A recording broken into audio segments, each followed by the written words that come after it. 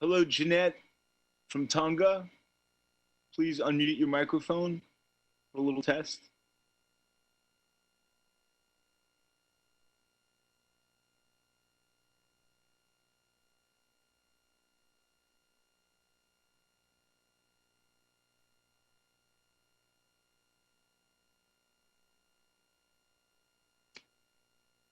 Hi, technician. Yes, sir, go ahead. I am ready to start, I think. Okay. Anytime, sir. Okay. And I might give you a little warning that I am being told it's not responding, so anything can happen. Are you hearing me? Yes, sir, loud and clear. Okay, so I am going to start.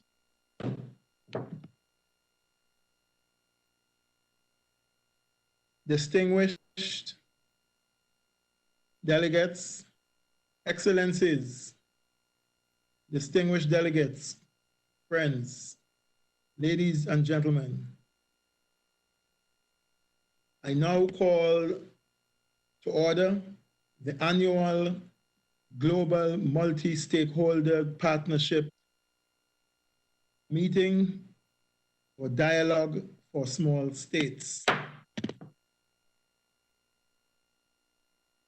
I want to first of all thank you all for joining in and for being present and showing such keen interests.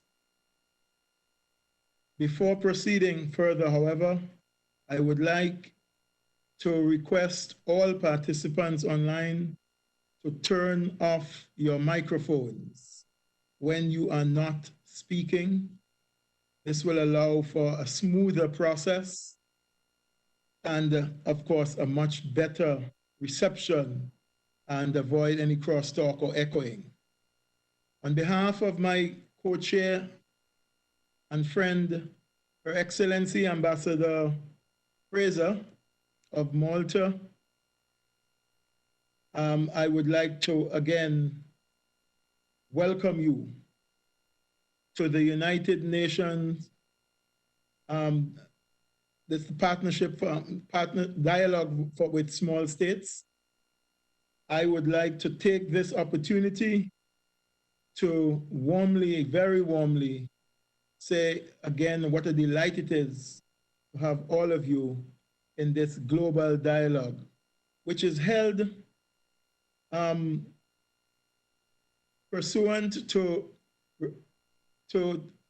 paragraph 11 of the General Assembly Resolutions 70/202, 22nd December 2015.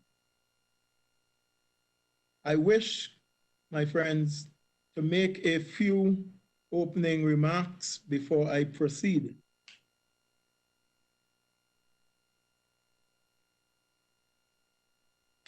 At this moment, I am changing, not equipment, but I am getting into my opening remarks. Excellencies and all global partners, we are embarking here today on the 4th annual Global Multi-Stakeholder SIDS Partnership Dialogue. A dialogue where under my stewardship and that of my friend and colleague from Malta, Ambassador Fraser, we will ensure that we achieve durable, inclusive, genuine, and mutually accountable and respectful partnerships that can deliver tangible and sustainable results on the ground for all our peoples in SIDS. This is particularly important during this time of the pandemic, where SIDS are negatively affected in areas of health, economic, and social sectors. The SAMOA Pathway gave rise to this forum and the review process we undertook last year led us and showed us that while some partnerships are working, there were others that were not working and are not measurable. It is worth repeating then that we are the smallest states in the family of the United Nations. We are affected by global emergencies significantly. We are hit in most cases the hardest by global pandemics or global disasters.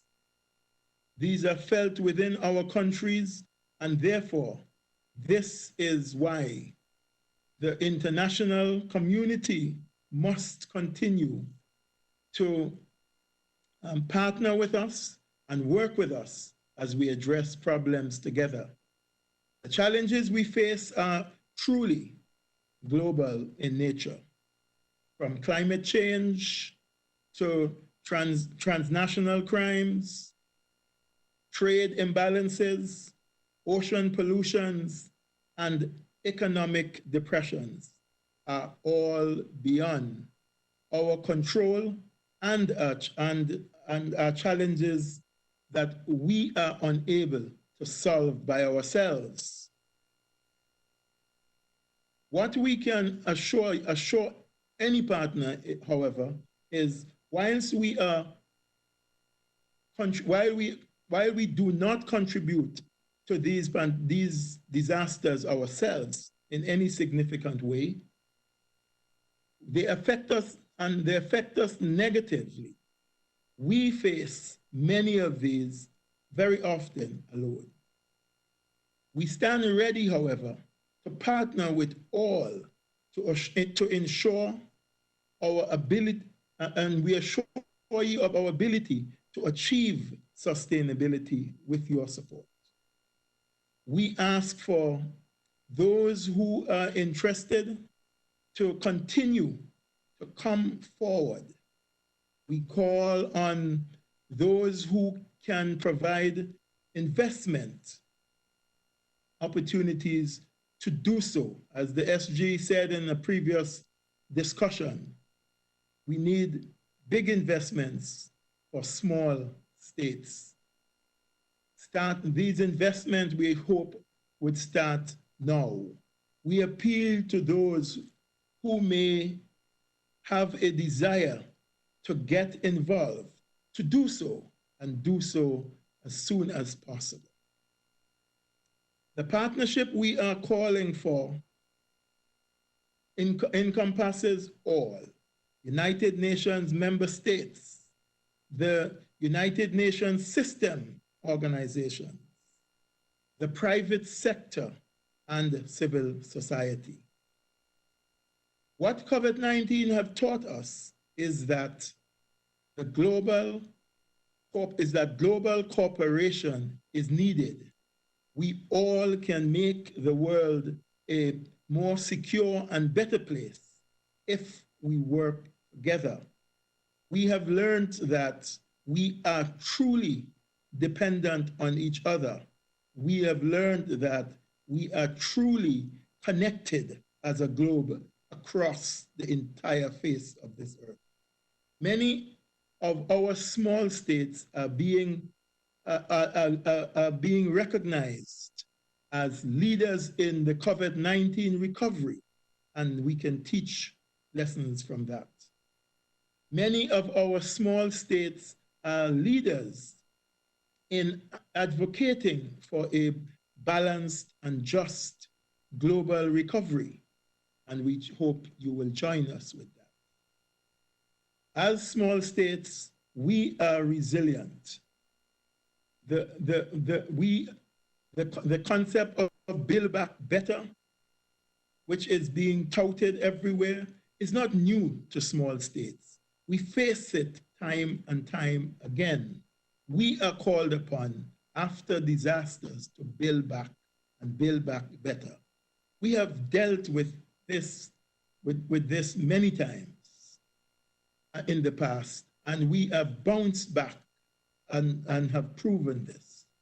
We might be small, but in our language, my language, we are Talawa, means that we can stand firm.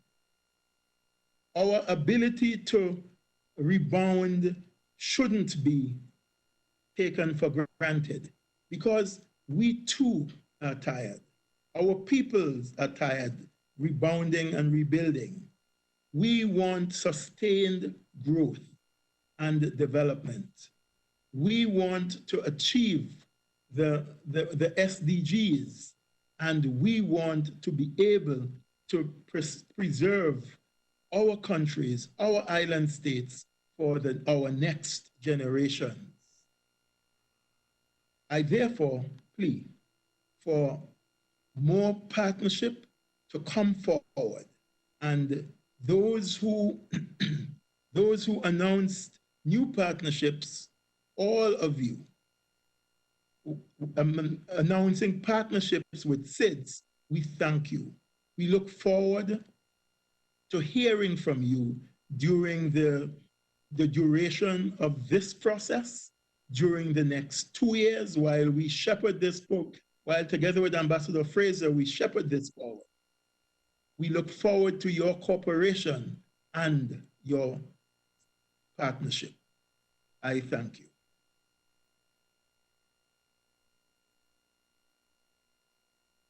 So colleagues, those are the opening remarks and I will now move to the next phase of our program. Are you hearing me still? Hello? Yes, we hear you. Yes, very good. Thank you, thank you. I get feedback from time to time that tells me that I am not, and so I have a little problems with that. Okay, so we will now, I will now turn the floor over to my colleague and sister from the permanent representative of Malta, Ambassador Fraser, and ask her to take the floor. Ambassador, you have the floor, please. Thank you very much. Thank you, Aubrey, especially for your opening remarks, for the very wise words. Excellencies, ladies and gentlemen, continuing on what my colleague and good friend Ambassador Webson has just stated, I would like to start my opening remarks by thanking all of those who have been involved in the organization of this dialogue, particularly our experts from both missions and DESA and OHRLLS, and by also thanking all of you for participating in today's meeting. Today's global multi-stakeholder dialogue aims at providing an interactive space with different stakeholders to reflect on partnerships for SIDS in line with the COVID-19 pandemic.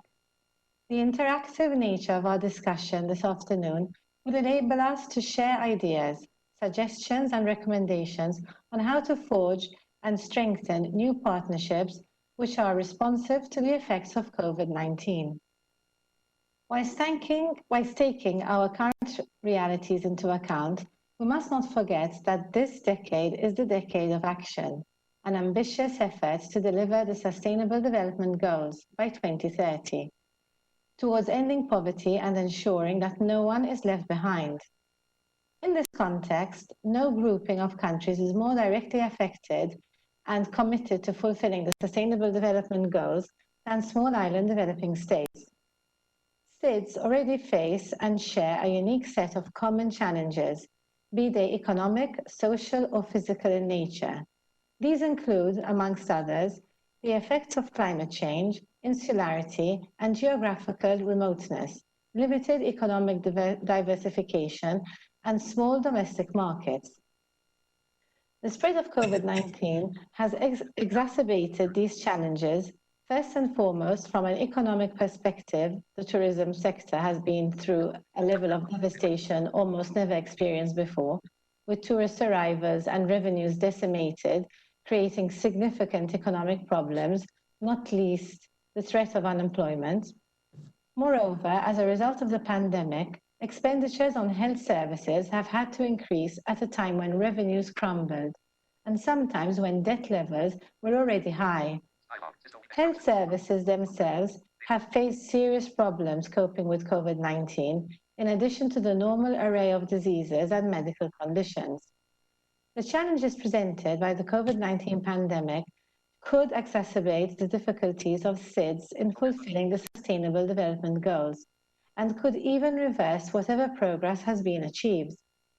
This would be a significant setback, as it threatens to delay the implementation of the 2030 Agenda.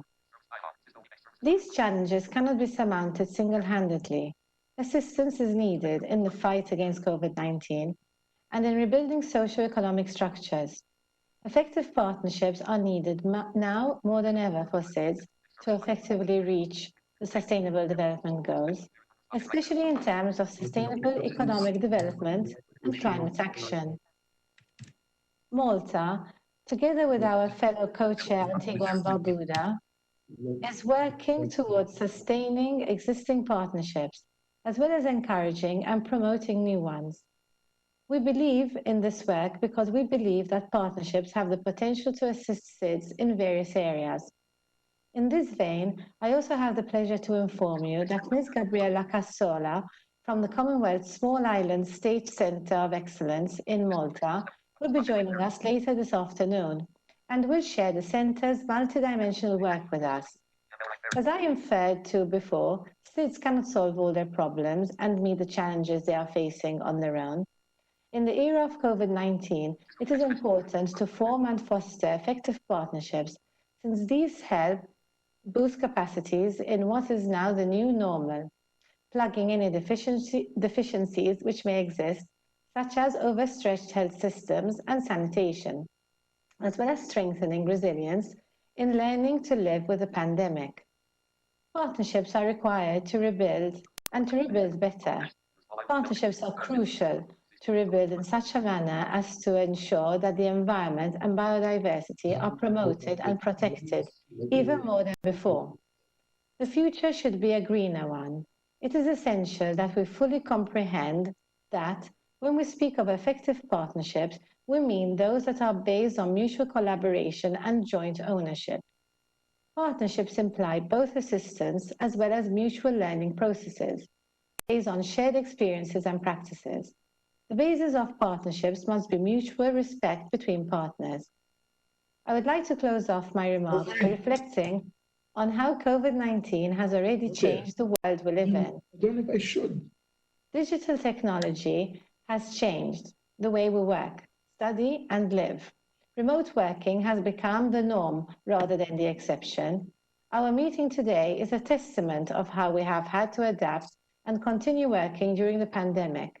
We must make sure through partnerships that SIDS have the possibility to benefit fully from the means at our disposal, to adapt our ways to this new normal. I now give the floor back to my colleague Aubrey, who will continue the meeting. Thank you. Aubrey? Okay, can you hear me? Yes.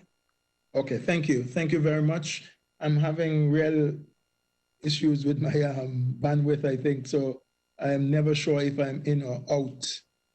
Thank you so much, Ambassador. I could hear your entire speech, which I knew that, and so I'm very pleased. Thank you for your very powerful words and for the guidance on the needs of us as small states. Thank you so very much. We'll now hear from a statement from the Under-Secretary General for Economic and Social Affairs to the United Nations, Mr. Liu, I would ask Mr. Liu to take the microphone and I almost said take the stage, but take the virtual stage, please. Thank you. Thank you, moderator. Your Excellency, Ambassador Webson, Ambassador Fraser, the co-chairs of the Steering Committee on Partnerships for Seeds. Excellencies, distinguished delegates, I'm pleased to join you today at this 6th annual Global Multi-Stakeholder Seeds Partnership Dialogue. I share this honor with my colleague, Ms. Fakita Utakamano, High Representative for the LDCs, LIDCs, and the seeds. She is going to address you in a minute. Close collaboration between DESA and OHRLS is so important in supporting seeds. Together, we support implementation of the SAMOA Pathway and promote the seeds partnership framework designed to monitor progress of existing partnerships and stimulate the launch of new, genuine, and durable partnerships for the sustainable development of seeds. The theme of this year's global dialogue is fostering effective partnerships to realize the decade of actions in the context of COVID-19 and beyond. It is aligned with the overall theme of the current session of the High-Level Political Forum, taking into account the harsh reality of the pandemic and the uncertain prospects for sustainable development around the world. The COVID-19 pandemic is projected to inflict the worst global recession since the Great Depression in the 1930s, sparing no country or no region. Due to their vulnerabilities, many seeds are likely to be severely affected by falling tourism revenues, reduced remittances and capital flows, volatility of commodity prices, and growing debt servicing burdens. This global crisis threatens to derail progress towards the Sustainable Development Goals and the SAMOA Pathway. As many of the world's top scientists work hard on developing vaccine for the coronavirus, government need to fight credible solutions for social and economic recovery and for building back better. The roadmap for doing this is the 2030 Agenda. This global dialogue provides a valuable platform to reflect on partnerships for seeds in the context of COVID-19 and beyond. Well-designed and developed partnerships can bring a myriad of benefits. They are crucial for the implementation of the 2030 Agenda and the SAMOA Pathway. Partnerships can help us bring together additional resources. They can help us share our ideas and the lessons for our collective global recovery. Partnerships can also help us create collective legitimacy and knowledge, as well as mechanisms for collective learning and complex problem solving.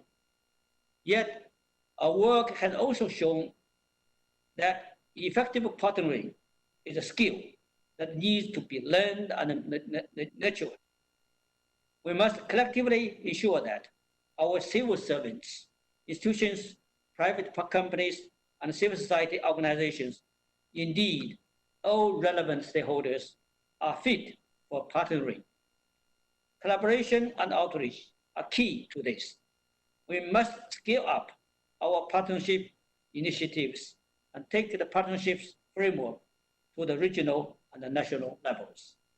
Successful models for outreach and collaboration can be found in the 3 regional and 1 interregional meetings of seeds. These took place as a part of the preparatory process for the midterm review of the SAMOA Pathway. The co-chairs and dear colleagues, we should consider scaling up, where applicable, the partnership framework. This concerns how we truly pinpoint challenges we are trying to solve and collaborate with our regional and national partners and add value to their work. For true partnership, each contributor must benefit from the collaboration. For this, we must learn to see how our work through the eyes of our potential partners. It is important that we bring all stakeholders to the table to nurture sound partnerships. DESA stands ready to continue its support for the SEEDS partnership framework. I wish you a very productive SEEDS partnership dialogue and look forward with interest for the fruitful outcomes. I thank you.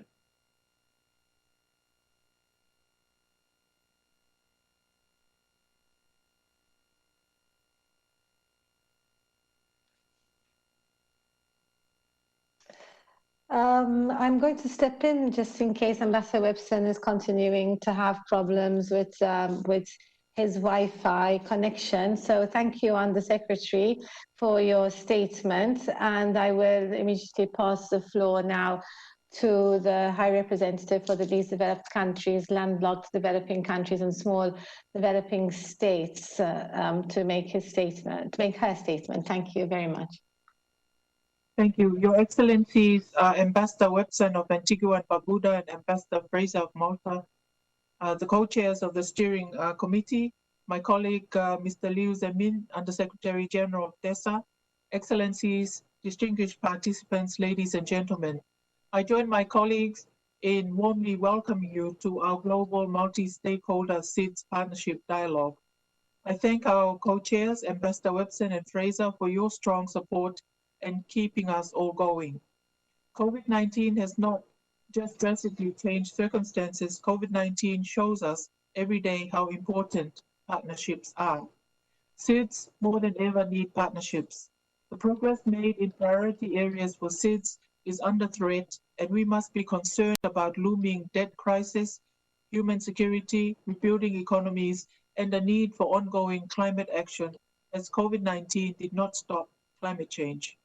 Our landscape now is one of new challenges intertwined with the old ones. It is now that we must move forward.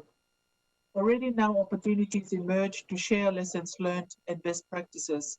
For example, how to reopen safely the major income earner that the tourism sector is, how to ensure that private investment continues to flow to SEEDS economies, how to build back sustainably, how can SEEDS and partners effectively work together to preempt and resolve respective shortage of medical equipment and expertise.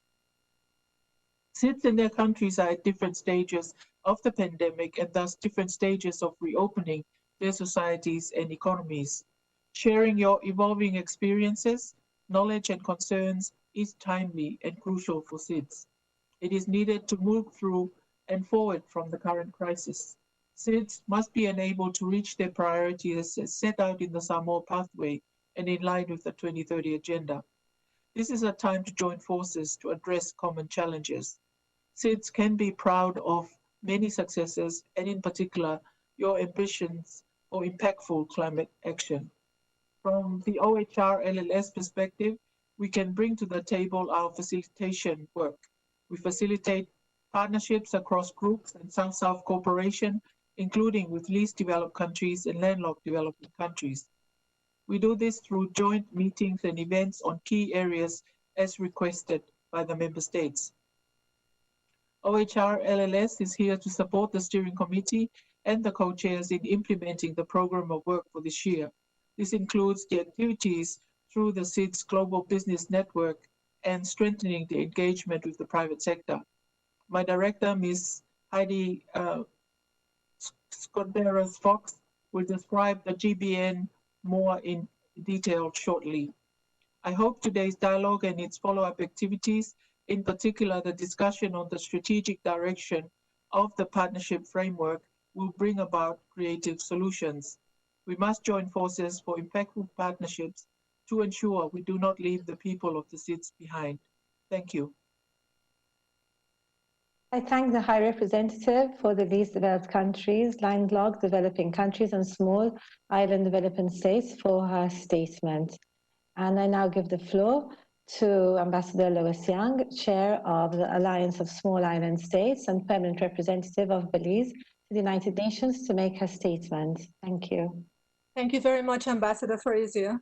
I want to thank yourself and Ambassador Webson, the co-chairs of the steering committee, for SIDS on giving me this opportunity to say a few opening remarks at this very important meeting. The meeting last year, I enjoyed it very much. Of course, I was chairing, and I think I'll enjoy this one too, looking at the agenda. Genuine and durable partnerships are the linchpin of the SAMOA Pathway, which was adopted in 2014.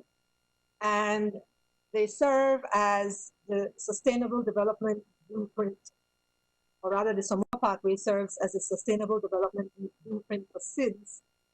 Since then, some progress has been made in advancing, expanding, and generating new partnerships targeted towards SIDS, which the OHR, NLS, and DESA will further elaborate on, I imagine, during this meeting. I will focus my comments on the road that lies ahead in light of two important developments that took place since the last global multi-stakeholder dialogue.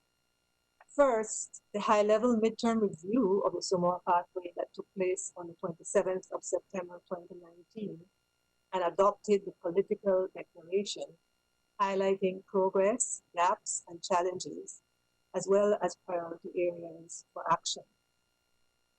The political declaration was preceded by an extensive preparatory process involving each region of AOSIS, and then interregionally, and then through very challenging multilateral negotiations. And so the political declaration is an important document which takes stock of how far we have come during the first 5 years of implementation and the direction we need to head over the next 5 years in order to realize the goals and aspirations of the SAMOA Pathway. It identified where progress is lacking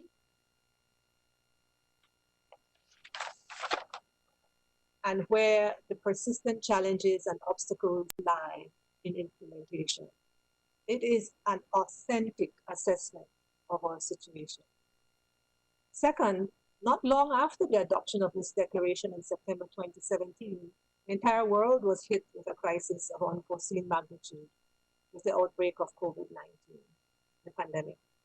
Since then, our attention and resources have been diverted towards addressing the crisis at hand and the challenges and obstacles identified in the midterm review declaration. And these have been further exacerbated. While recognizing these challenges, this is the time to turn this into SIDS advantage. We must decide the types of partnerships that we need to forge and strengthen, not only to recover from the global crisis, but realize our long-term development targets and climate commitments. And I wish, if I may, to highlight a few of the key action areas from the SAMOA Pathway in this context. It is evident, firstly, that healthcare systems in SIDS need to be strengthened to be better prepared for the ongoing as well as future health crises. We lack the capacity to deal with large-scale pandemics, and the obstacles to accessing and securing supply chains have made this more pronounced. With high reliance on food imports, coupled with the loss in revenue, disruptions to food supply chains, and diminished purchasing power due to the unprecedented increase in unemployment, populations in SIDS are at severe risk of food insecurity. Additionally, we also need to tackle nutritional dimensions of this crisis. Thirdly, many SIDS lack adequate social protection systems due to constraints in physical space and capacity. By this, I mean that government assistance can only be meager, rudimentary, and mostly inadequate. The social and societal damage resulting from this pandemic will persist well beyond the recovery without an urgent response to provide social safety nets. Fourthly, SIDS have narrow economies, with industries such as tourism accounting for most of the GDP. The cessation of these industries due to COVID-19 has exacerbated the fiscal imbalances in many SIDS and reduce the flow of foreign direct investment. There is an urgent need to diversify the economies through expanding new and innovative industries, such as perhaps ocean-based economies. Fifthly, the global economic slowdown has exacerbated existing debt service burdens and resulted in an unprecedented liquidity crisis in SIDS, with increased risks of defaults on external debt. Immediate and effective commitments for long-term debt relief is required from our creditors. So while these challenges persist, resources are diverted and repurposed both nationally and internationally for the immediate response and recovery from the pandemic. While this may be necessary in the short term, how can a government ensure that this does not compromise the resources that have been committed for the implementation of the SAMOA Pathway? Complementary approaches must be explored to ensure that both issues are addressed simultaneously. For instance, incentives and stimulus packages being considered for economic recovery from COVID-19 should be designed in a manner that also advances our sustainable development objectives. We cannot afford to sacrifice these long-term goals for short-term gains.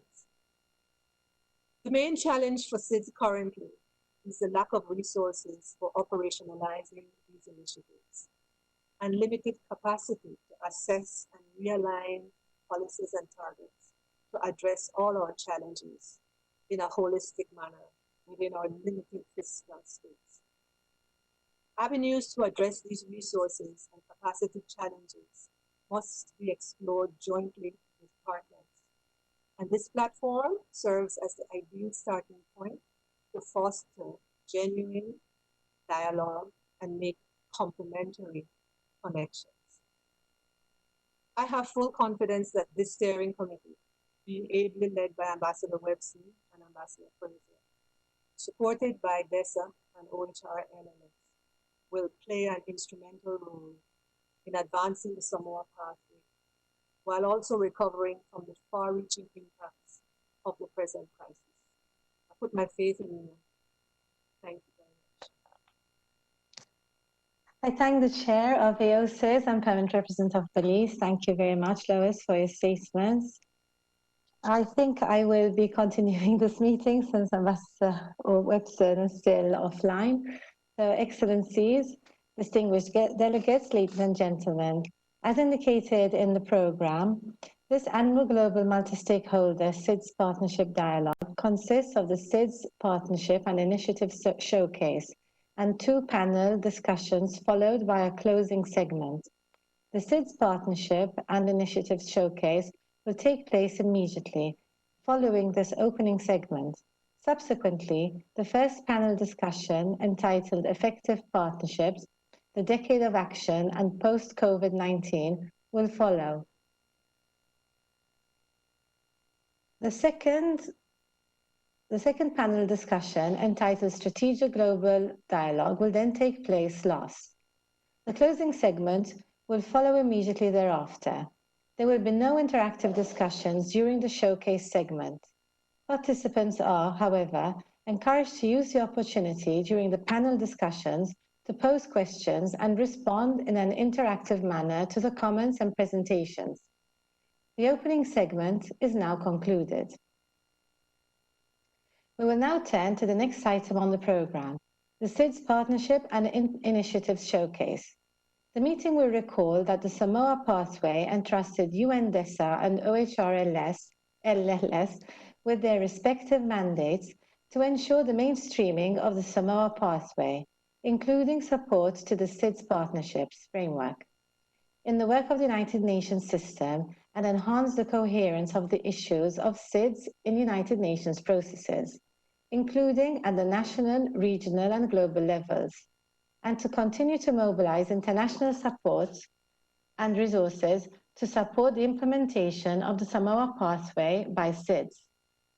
For the past 6 years, DESA DISA and ORHLLS have been fully implementing this additional mandate.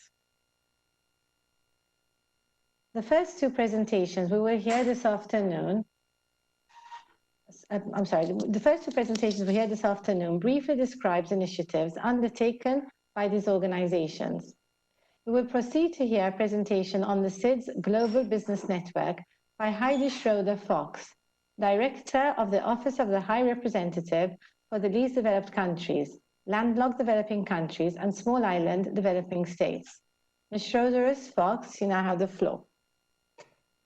Thank you very much, honorable co-chairs, excellencies, ladies and gentlemen. A very good Friday afternoon to all of you. My colleagues are sharing some slides with you as I give you a brief presentation of the SIDS Global Business Network. The SIDS Global Business Network contributes to the overall SIDS partnership framework by targeting and encouraging partnerships with SIDS involving the private sector. The GBN was an outcome of the Private Sector Partnership Forum that was a pre-conference event co-organized by OHR-LLS at the 2014 Conference on Small Island Developing States in Samoa. The SIDS online website, it consists of two main parts. There is the SIDS GBN online website that provides a platform for partners to stay connected and stay informed about progress of partnerships that they have announced during these forums. And it is also used as a platform to share best practices and stories from the ground on how various partnerships are being implemented. The second parts are the SIDS GBN forums that are face-to-face meetings that are held every 2 years, which convene the private sector, governments, UN system, and other stakeholders to exchange best practices and lessons learned in forging private sector partnerships that support sustainable development in SIDS. Next slide. While the SIDS GBN and private sector partnerships cover a broad spectrum of business and industrial sectors, there are a few thematic areas that have been consistently raised as crucial for small island developing states through the programs of action in line with SAMOA Pathway. And those are oceans, connectivity, sustainable agriculture, sustainable tourism, disaster risk reduction, renewable energy, and financing. Leading up to the coming biannual Gbm Forum in Palau, which I will describe more shortly, the focus of the network has been ocean-related industries. Next slide. The SIDS GBN online platform can be found at this address, which is sidsgbn.org, and I encourage everyone to sign up and encourage partnerships that you are involved in also to sign up on this website if you haven't done so yet. In doing so, partnerships and institutions gain access to the GBN forum meetings. And as we are currently reminded, face-to-face meetings are important to build both personal and institutional connections. The convening power of the UN Secretariat and the GBN is valuable in this regard to ensure participation of key actors in sustainable development in SIDS. You can also be informed of news, capacity building opportunities, and through the forums and activities, there are great opportunities to connect with key private, public, and other stakeholders in the thematic focused areas that I have listed. Next slide. The GBN website also features news on SIDS and private sector partnerships. For example, the latest story presents a webinar on biofouling and marine aquaculture. Next slide. The website also provides information, tools, and other support promoting genuine, lasting, and co-beneficial partnerships with the private sector. It includes, among other resources, information and links for companies to establish themselves in the SIDS. You can click by country and it will take you, for example, to the website for the Chambers of Commerce and other useful websites regarding doing business in that particular country. And here are some examples of partners and collaboration so far. Notable partnerships resulting from the GBN forums include announcement from Google to use technology and their expertise to expand the Sea Vision program in collaboration with other island countries. And similarly, on connectivity, mobile telecommunications company Digicel announced that the company will increase investment in SIDS to promote connectivity and support private sector and economic growth. Next slide. Here you have the timeline of the series of SIDS GBN forums that have taken place so far.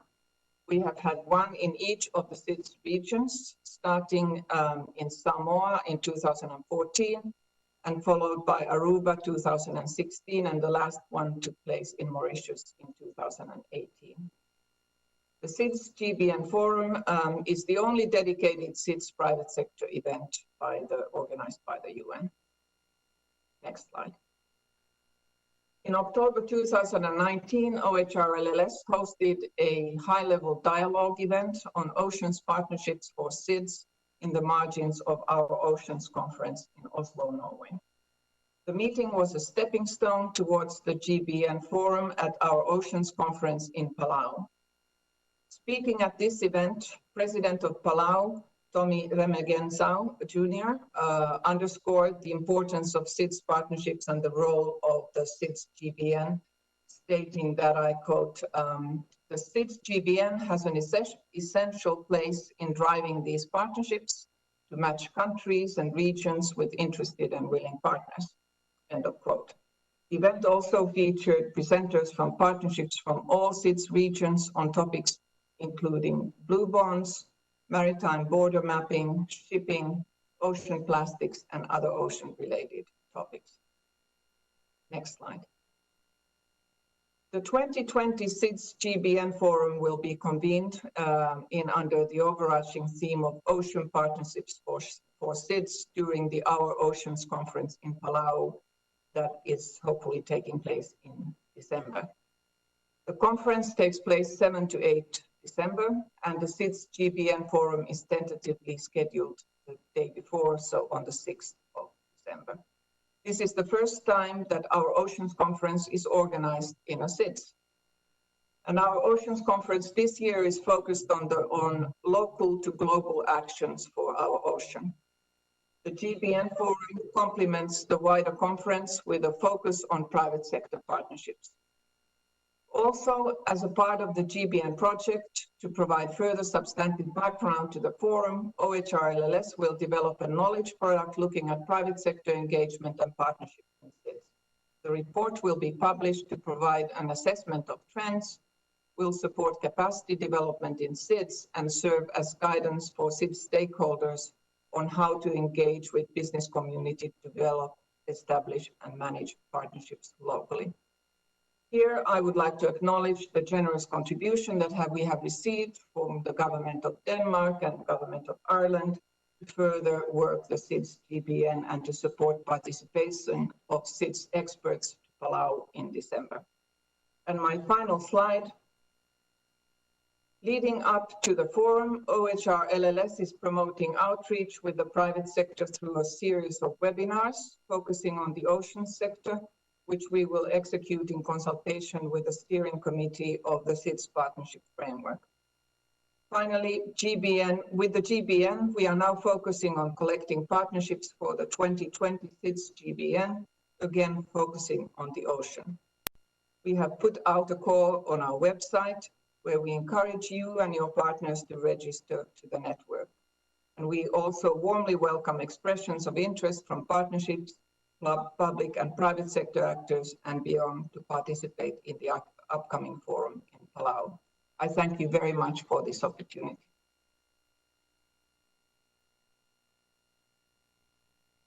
Thank you very much, and thank you for ending with such a lovely invitation to that beautiful picture that you put up for us of Palau. We all hope that the world will be healthy enough to enable us to be there in December.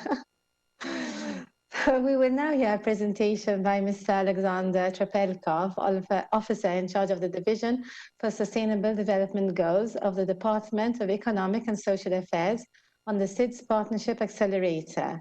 Mr. Trepelkov, you now have the floor. Thank you.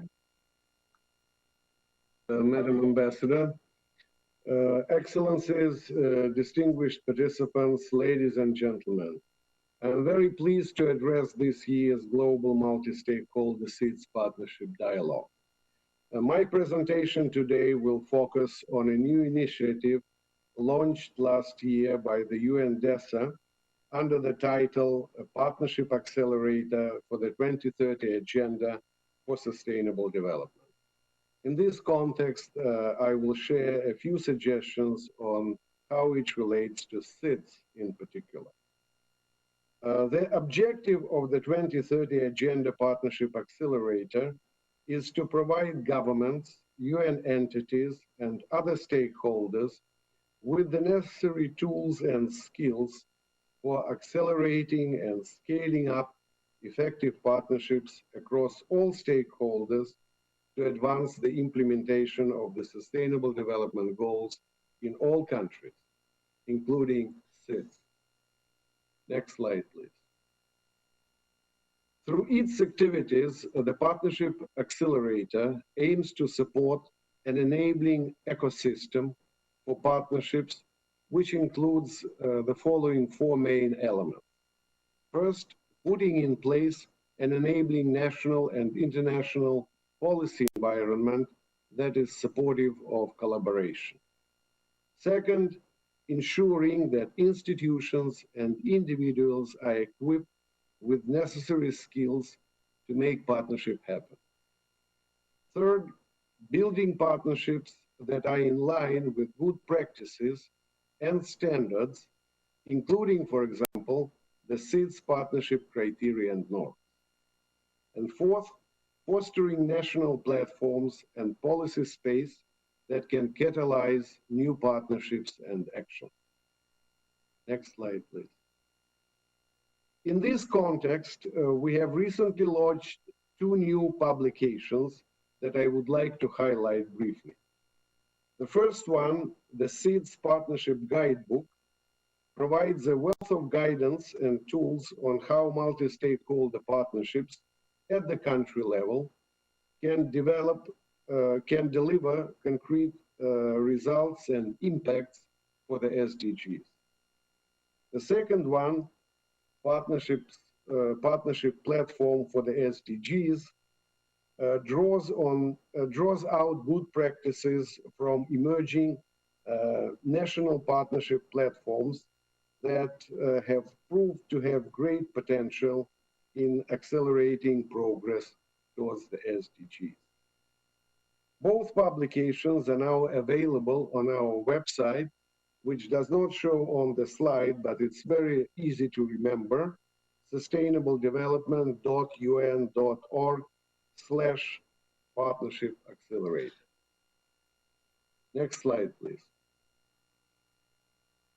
A key feature of the Partnership Accelerator is the National Partnership Workshops, which provide an opportunity to build relationships and develop synergies between different sectors and stakeholders in identifying potential for new, durable, and lasting partnerships. Such workshops are carried out in close collaboration with the in-country UN resident coordinator, the national government, development partners, and a range of relevant national actors, including business leaders, academia, and other stakeholders. Next, please.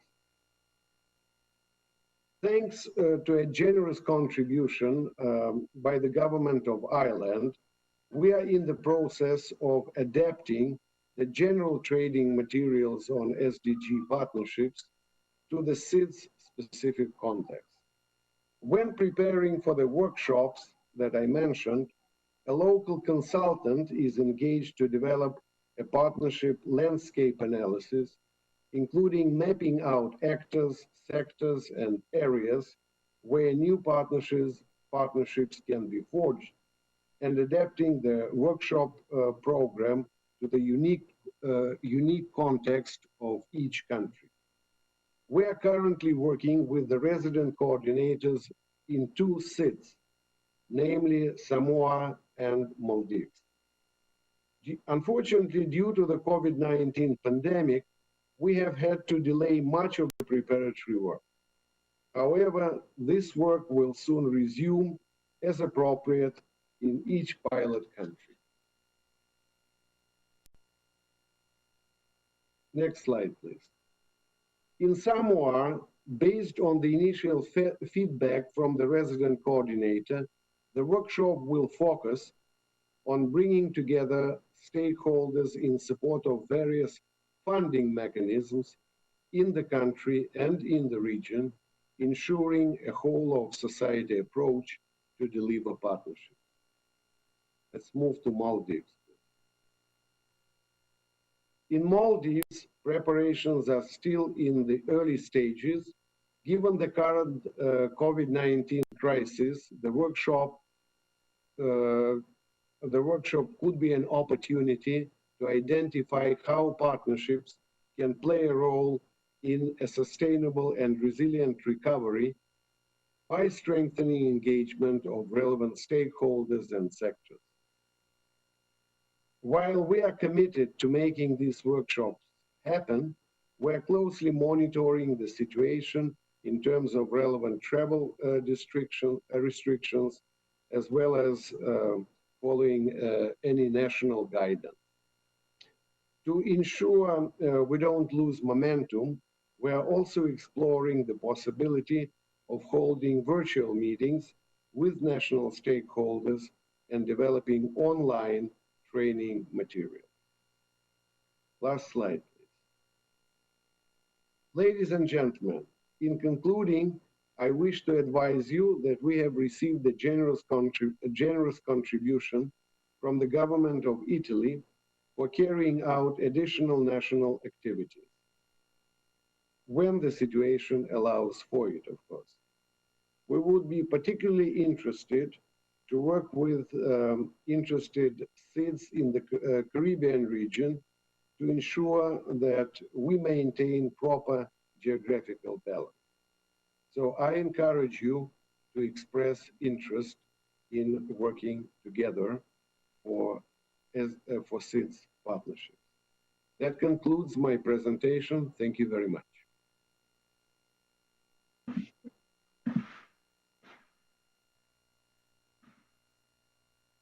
Excellencies, distinguished guests, unfortunately, Ambassador Fraser has lost connection, so I am taking over the proceedings of this meeting until the co-chair is back on.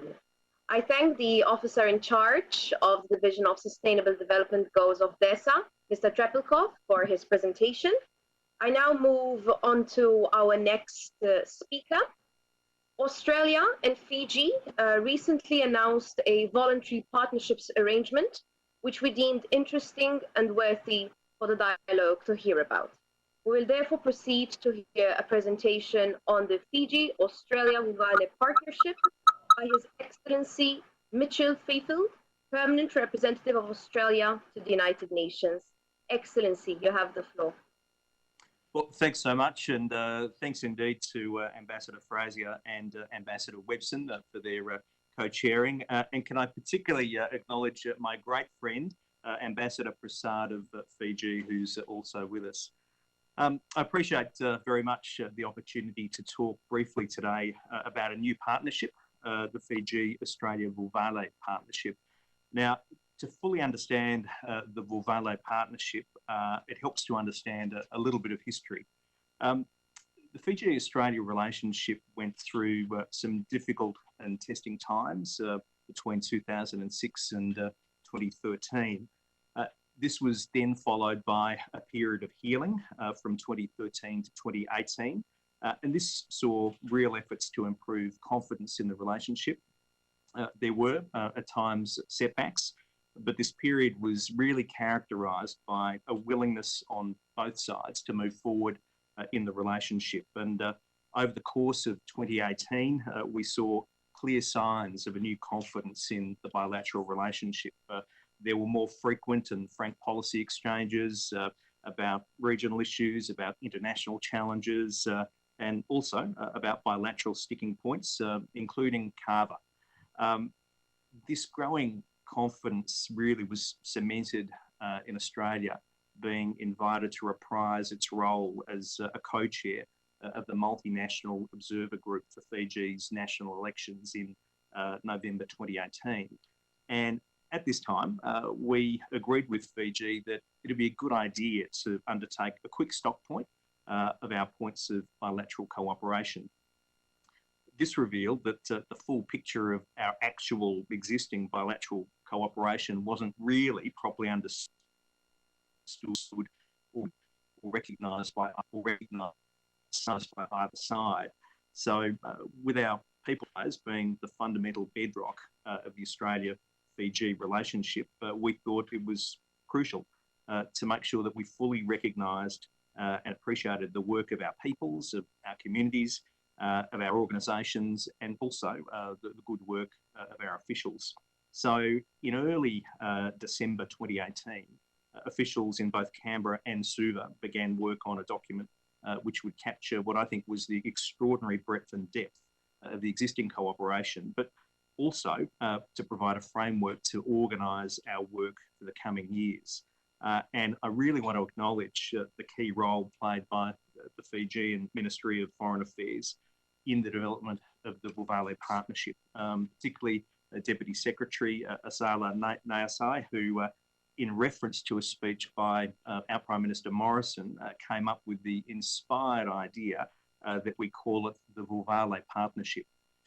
Vulvale is the word in the Fijian language for family.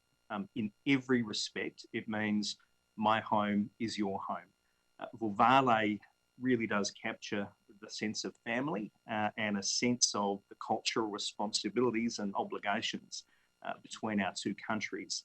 The former permanent secretary of Fijian MFAT, Navalu Rua, also played a key role behind the scenes in shaping the principles that underpin the partnership. Prime Ministers Bainimarama and Morrison announced the intention to develop the Vulvale Partnership when Mr Morrison visited Suva in January 2019, and the two Prime Ministers signed the Vulvale Partnership in Canberra in September 2019 during Prime Minister Bainimarama's first official visit to Australia as Prime Minister. Now, the Vulvale Partnership really does two things. It provides the ballast to our bilateral relationship, but it also provides a platform through which we can strengthen it. It sets out the areas where we work together, but also the areas where we want to do more together. There are 5 pillars of the cooperation, which are the major themes of our bilateral work. It's people-to-people links, security cooperation, economic relationship, regional and international issues, and also strong and inclusive societies. But most importantly, it sets out the principles for how our two countries will engage. Firstly, the principles of family, of trust, of respect, of mutual support, but also a principle that we will listen and speak carefully to understand our respective points of view when differences arise. So that's something that's a little unique.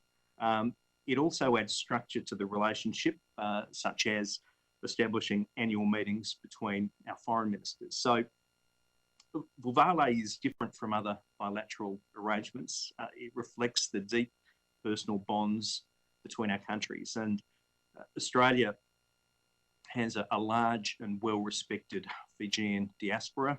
It includes members of parliament, business leaders, academics, musicians, sports stars. And pre-COVID, for instance, we had about 350,000 Australian tourists would visit Fiji each year. And Satyendra, we look forward eagerly to getting them back as soon as possible. In every field, Australians and Fijians work closely together in government, business, defence, education, church, environment and sport. Although on this point, I hope we don't work too closely together because we still have a good, constructive, positive rivalry when it comes to sport. Vulvale is all about strengthening these links, and we've already shown our commitment to the Vulvale Partnership in some very practical ways.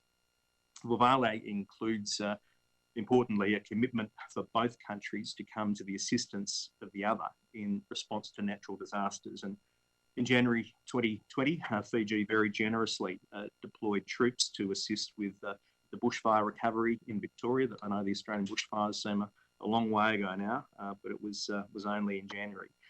And the Bulla Force, as it was known, cleared roads and won hearts in the communities where they worked. Australia has since reciprocated when Fiji was hit by the double whammy of COVID-19 and Tropical Cyclone Harold. Australia responded quickly, delivering health and humanitarian supplies. Australia also redirected aid funding to provide some direct budget support for the government of Fiji.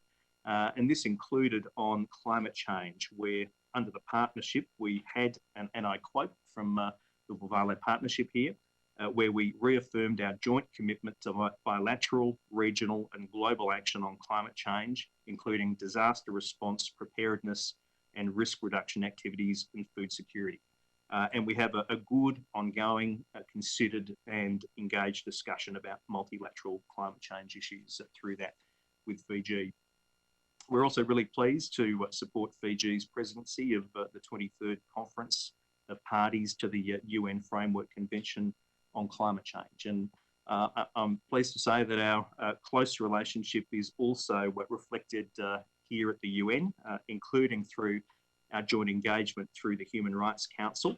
And Satyendra and I work every day in New York to embody the Vuvale partnership. Thanks very much.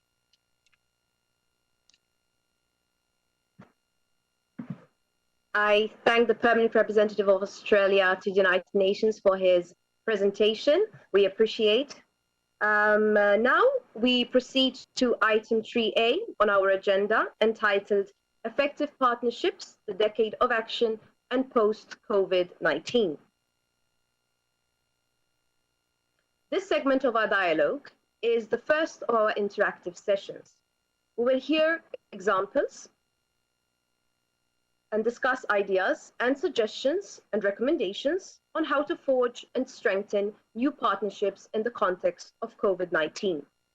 Conversation to include topics such as tourism, health issues, commodity dependence issues, economic diversification, debt matters, political partnerships, etc. Our discussions today should highlight lessons learned and best practices with regards to sustainable recovery, including from advanced economies and the types of partnerships needed to ensure SIDS do not veer off the road towards sustainable development. We will now hear panelists' presentations from the floor, and therefore I would like to remind panelists to limit their presentations to 7 minutes each. Following the presentations of panelists, we would like to open the floor for comments, observations and questions. And therefore, I now have the pleasure to give the floor to Mr. Timothy Antoine, Governor of the Eastern Caribbean Central Bank. Please, you have the floor, sir. Thank you, Madam Chair, and greetings to everyone, excellencies, partners. I wish to record my appreciation to the co-chairs of the steering committee for this opportunity to share my perspective in this important dialogue. To date, the Caribbean SIDS have done a remarkable job in containing the COVID-19 virus, but the economic and financial fallout is immense and unfolding. All Caribbean countries, with the exception of Guyana, will in fact contract, are in recession and will contract this year. As the most tourist-dependent region in the world, our region is facing a very protracted recovery. Indeed, our progress towards the Sustainable Development Goals is now in serious jeopardy. I will not, in the interest of time, detail the impacts of the pandemic on our region.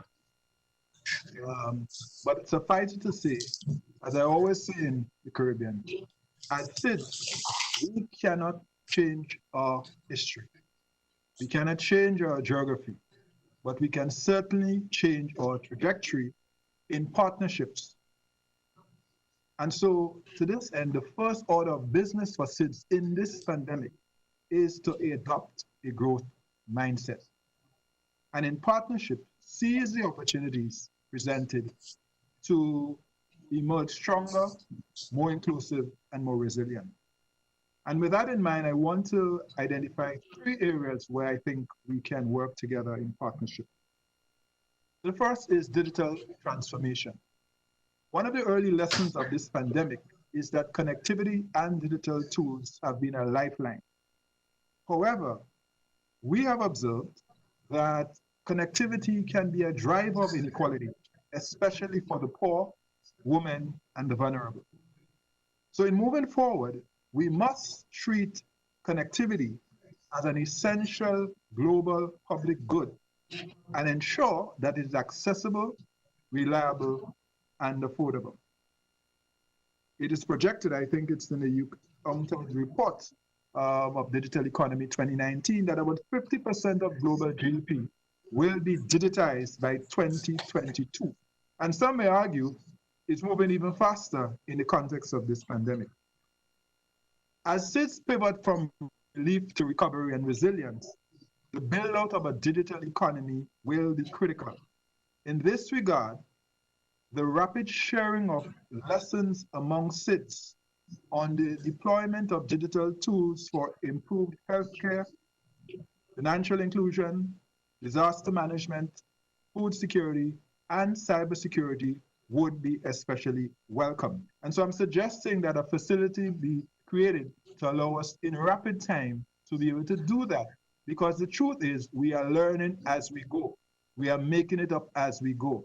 And we want to avoid costly mistakes, and we want to avoid delays, which can lead to further reversals, on the Sustainable Development Goals.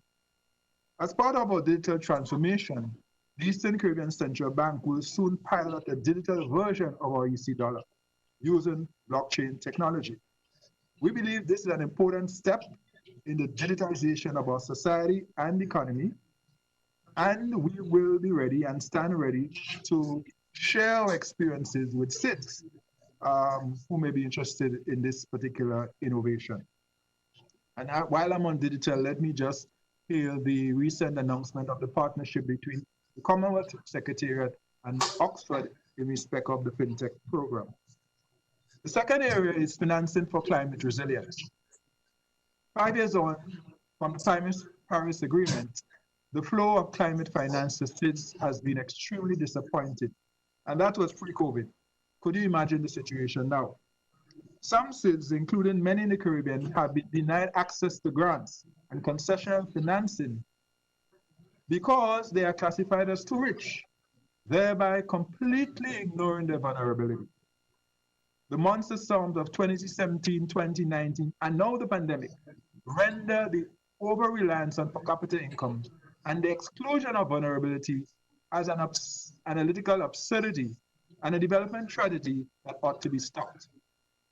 I also want to recognize the necessity for private capital markets to help us tackle the climate crisis. And in this regard, I was pleased to learn only yesterday in reading the Financial Times that the ESG market is now outperforming the traditional market. And therefore I asked the question, how can SIDS tap this market to triple the use of renewables over the next 5 years? How can SIDS, as part of building climate resilience, how can SIDS triple the use of renewables over the next 5 years? And the final area I want to mention is the matter of debt standstill.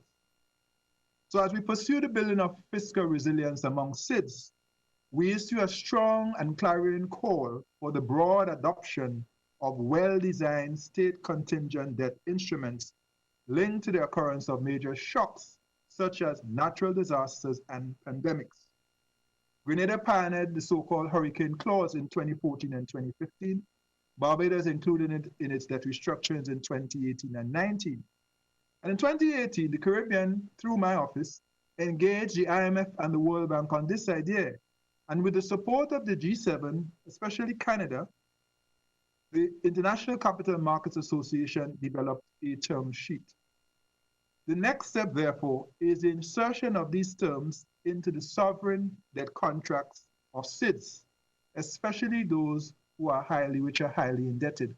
And that's the collective action clause, which was embraced back in 2002 thereabouts. This class of instruments has the potential to provide immediate cash flow relief in the event of major shocks such as the current pandemic. And in the context of limited development financing, where countries have to mobilize more and more of their own domestic resources, the need for such standstills become even more critical to allow countries to invest in recovery before resuming their debt servicing, and of course, the attainment of the Sustainable Development Goals. And please note as I conclude, that this idea is no different from the loan moratoria which banks are granting to households and SMEs and businesses all over the world right now.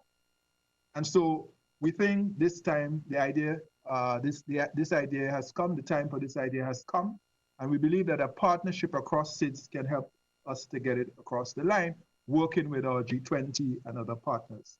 Excellencies and partners, I thank you for your attention.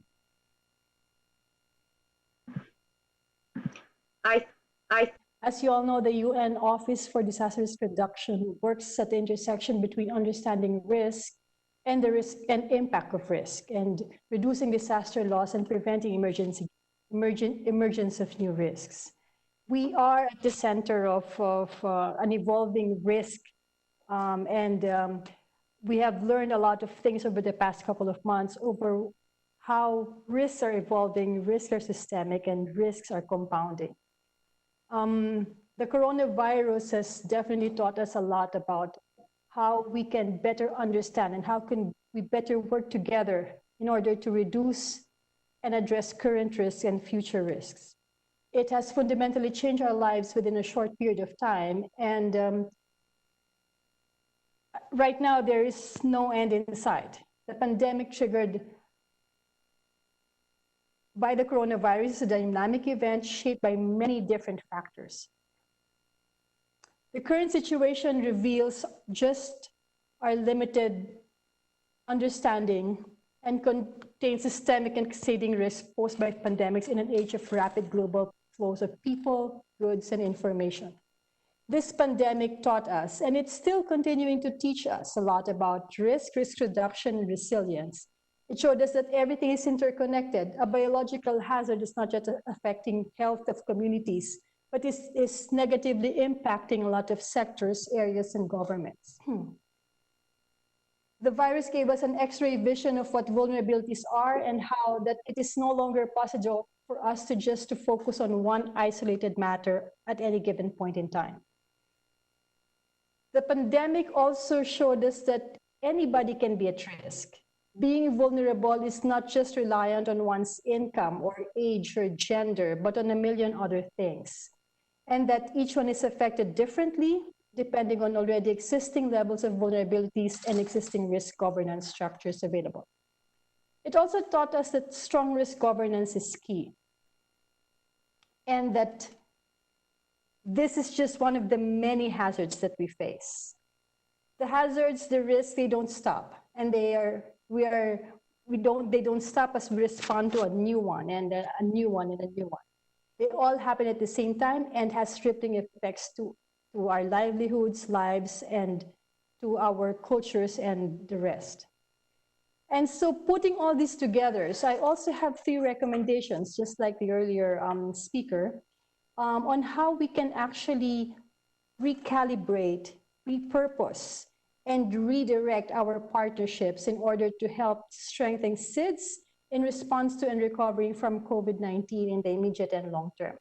So my first recommendation is for us to strengthen partnerships that will lead to better risk governance. Low levels of social and capital expenditures and risk-blind investments create inequalities that accentuate risk and vulnerability. Additionally, frequent disasters further deepen social and economic inequalities and disproportionately affecting children, women, and the disabled. This results in a vicious cycle of poverty, inequality, and disaster risk. Better risk governance will help us understand systemic and cascading risks, including how best to prepare for and responding to them. At the rate we're going, I personally believe that post-COVID scenario will not come in the near future. We will continue to face rising risks and compounding risks due to COVID-19 and other hazards, including extreme and slow onset events. These hazards threaten countries with substantial populations located along coastal plains and deltas, and in particular, small island developing states. We need to ensure that scientists, policymakers, and decision makers and communities work together. And we also need to make sure that early warning systems are not just applied in weather forecasts, but also in data from sectors like health. The second is for us to forge partnerships that will strengthen our understanding of risk. As we saw over the past couple of months, bringing scientists, policymakers, and communities help us a lot to understand the different factors of how to address and how to respond strategically to the risks that we face. This is coherence in action. It is about bringing together our different strengths, our different sectors, our different lenses in assessing risks and making disaster preparedness and response strategies based on empirical data. With strong understanding of different factors that make communities, governments, and other stakeholders at risk, we can see the entire picture, and we can develop our national DRR strategies and national adaptation plans and other related priorities. It is worth mentioning here that the JNAPs that our colleagues from the Pacific Islands have been doing over the past couple of years, and this is a strong example of how coherence can actually be done and how they can inform planning and other strategies. Climate change has become a major driver and risk amplifier of disaster losses of both human lives and economy. While there is progress in reducing mortality, more and more people are pushed back into poverty by disasters. We really need to break down the silos between disaster risk reduction and climate change adaptation at country level. Failure to include climate change scenarios and other hazards in the assessment of disaster risks and planning, its reduction creates redundancy of efforts and waste of resources. Last but not least, let us initiate partnerships that will strengthen resilience. Pandemics, typhoons, sea level rise, and other hazards will come our way in the future. They will even come together to test our communities' governance structures and policies. We need to come and work together and make sure we are resilient even before risks come. We can do this by working together and preparing communities to have muscle memory to instantly act based on warnings, unlocking policies or administrative rules so that we can act in anticipatory manner, and looking at various livelihood options given the short, seasonal, and long-term forecasts. These partnerships will enable systemic engagement and action between governments and stakeholders to reduce existing risks and prevent the creation of new risks for resilient socioeconomic development at the global and national level.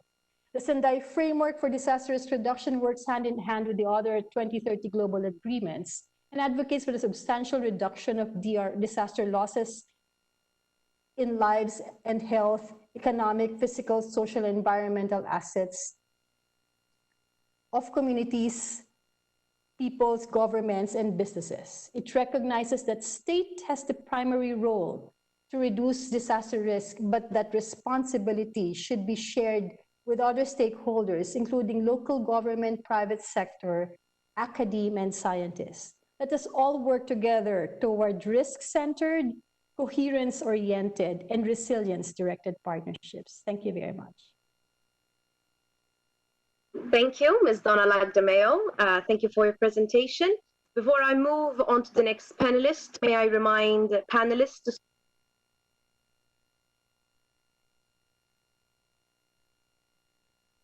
my mic was muted. I would like to thank Ms. Donna Lagdameo. Before I move on to the next panelist, I would like to remind them to strictly abide to the 7-minute allocation, as we will soon spill over in terms of time to the next segment. I would now like to give the floor to Ms. Courtney Nembroff, Minister Counselor at the Permanent Mission of the United States of America to the United Nations. Please, ma'am, you have the floor. Thank you so much. Can you hear me okay? Yes, I do. Great.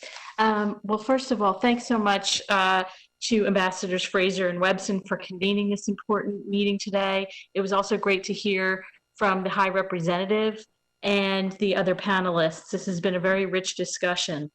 I know that our time is strictly limited, so I'm going to try to come in well under 7 minutes, and I'm going to skip all the numbers and the stats and all of that. And I want to focus on 3 areas of partnership that the United States is undertaking with SIDS right now. These are only 3, but they're very important 3 right now.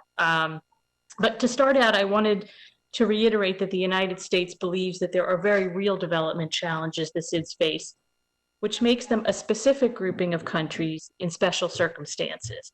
And it's important that the UN and our membership continue to recognize that and give tailored specific attention and approaches to the SIDS for those reasons. This is especially important to remember as we look toward building partnerships to help the SIDS recover stronger from the COVID-19 pandemic. Being able to work with the SIDS as a unique development group helps the international community understand and address the challenges SIDS face, while we also learn from their specific development experiences. The first area of partnership I want to focus on is obviously fighting the pandemic and recovering stronger. The United States acted very swiftly to respond to the pandemic, and we have helped governments build their capacity to respond effectively to COVID-19 while protecting the rights of vulnerable and marginalized groups. This has been built on decades of partnership. This is not a sort of work of an instant or a write a check type of situation. We think that what's happening right now in our partnerships, our ability to help countries gear up in terms of testing, surveillance, public messaging on health, this comes from decades of partnership between the United States and SIDS. And here specifically we've got, and I know we're pressed for time, but I can give more details on some of our work with Pacific Islands, but also in the Western Hemisphere and particularly with Caribbean SIDS. If we started from a low base, we would be nowhere where we are today. Where we are today is we were able to ramp up very quickly with our partners and do a full scope response to the first stages of the pandemic. And we're going to continue into the economic recovery phase of this. Not only because it's the right thing to do with our partners, but because SIDS recovering quickly is good for the global economy as a whole. We know the challenges are great. We've heard some of the other speakers today talk about the drastic effects on the economies of SIDS, including the fall in revenue from tourism, fisheries, and other sources due to the pandemic. And we're also aware that the hurricane and cyclone seasons have started and that these and other natural disasters are only going to exacerbate the economic challenges that SIDS face. One of the biggest initiatives that we have right now and most important that I wanted to highlight is the Development Finance Corporation. In June, the DFC Board of Directors approved $1 billion worth of investments to advance development in several regions where SIDS are located and emerging markets across the globe. The DFC has 30 current and planned projects in the Caribbean alone, worth nearly $600 million. And we are actively working with the DFC to secure investment incentives agreements with all of our Pacific partners. At the end of the day, this more investment means more jobs and good jobs for people on the ground so that they can feed their families and recover fully from the pandemic. And infrastructure is a big part of this story, especially for SIDS. There's an estimated $1.7 trillion yearly annual shortfall in global infrastructure investment, and governments and donors can't fill that gap alone. We need the private sector to help with this. And I think Timothy Antoine in his earlier presentation stressed that we can't afford to make mistakes right now. And that is why the United States joined partners in Japan and Australia. I don't know if Mitch is still on the call, but we joined together and launched the Blue Dot Network in November 2019. This network will certify quality infrastructure investments, and it will bring together governments, the private sector, civil society, under shared standards for global infrastructure development. And the foundation of this Blue Dot Network is global infrastructure principles. It builds on the success of Japan's G20 partnerships and leadership in building consensus on principles for quality infrastructure investment. The long and short of it is this is going to help us do infrastructure right. And the certification by the Blue Dot Network is going to serve as a globally recognized symbol of market-driven, transparent, and financially sustainable development projects. And I can give you more details of this later, but I know we're pressed for time, so I'm going to move on a little bit to just the third and final area, which is women's economic empowerment. And I wanted to highlight in this regard the Women's Global Development and Prosperity Initiative that is under this administration, was launched last year, and it supports women around the world as drivers of the global economy and the economic recovery from the COVID-19 crisis. And if I may say, this is an area where we need to give very special attention in socio-economic recovery from SIDS, from COVID for SIDS, especially when world leaders meet in September. In this regard, we announced a $3 million partnership with Papua New Guinea last year to continue to pursue additional opportunities to increase women's economic resilience and advance women's entrepreneurship, employment, and agency in the region. This is just one example of some of the work we're doing in the women's economic empowerment sphere. Again, thank you so much for your time.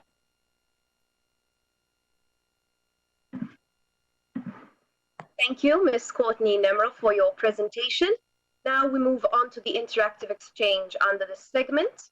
In order to fulfill our mandate of really convening a multi-stakeholder dialogue, we shall be interspersing member states' interventions with civil society. Therefore, I will proceed in having, for every 3 member states, giving the floor to a civil society organization in order to ensure our objectives. Thereafter, we'll have the subsequent member states following suit. May I remind delegations to strictly abide to a 2-minute intervention, as this would really enable us to have all delegations that have expressed an interest to intervene. I shall therefore now give the floor to distinguished representative of Germany. You may have the floor. Thank you very much. First of all, let me thank Ambassador Webson and Ambassador Frazier for this very good initiative. This is a very important meeting. The partnerships with SIDS have come a long way since they were established in 2014. A large number of partnerships have already been completed. Most work areas: sea progress, oceans and seas, climate change, sustainable economic growth, disaster risk reduction, to mention some of them. However, there's also areas in which we need to do more, including inequality, poverty, sanitation, and that's important at this point, health.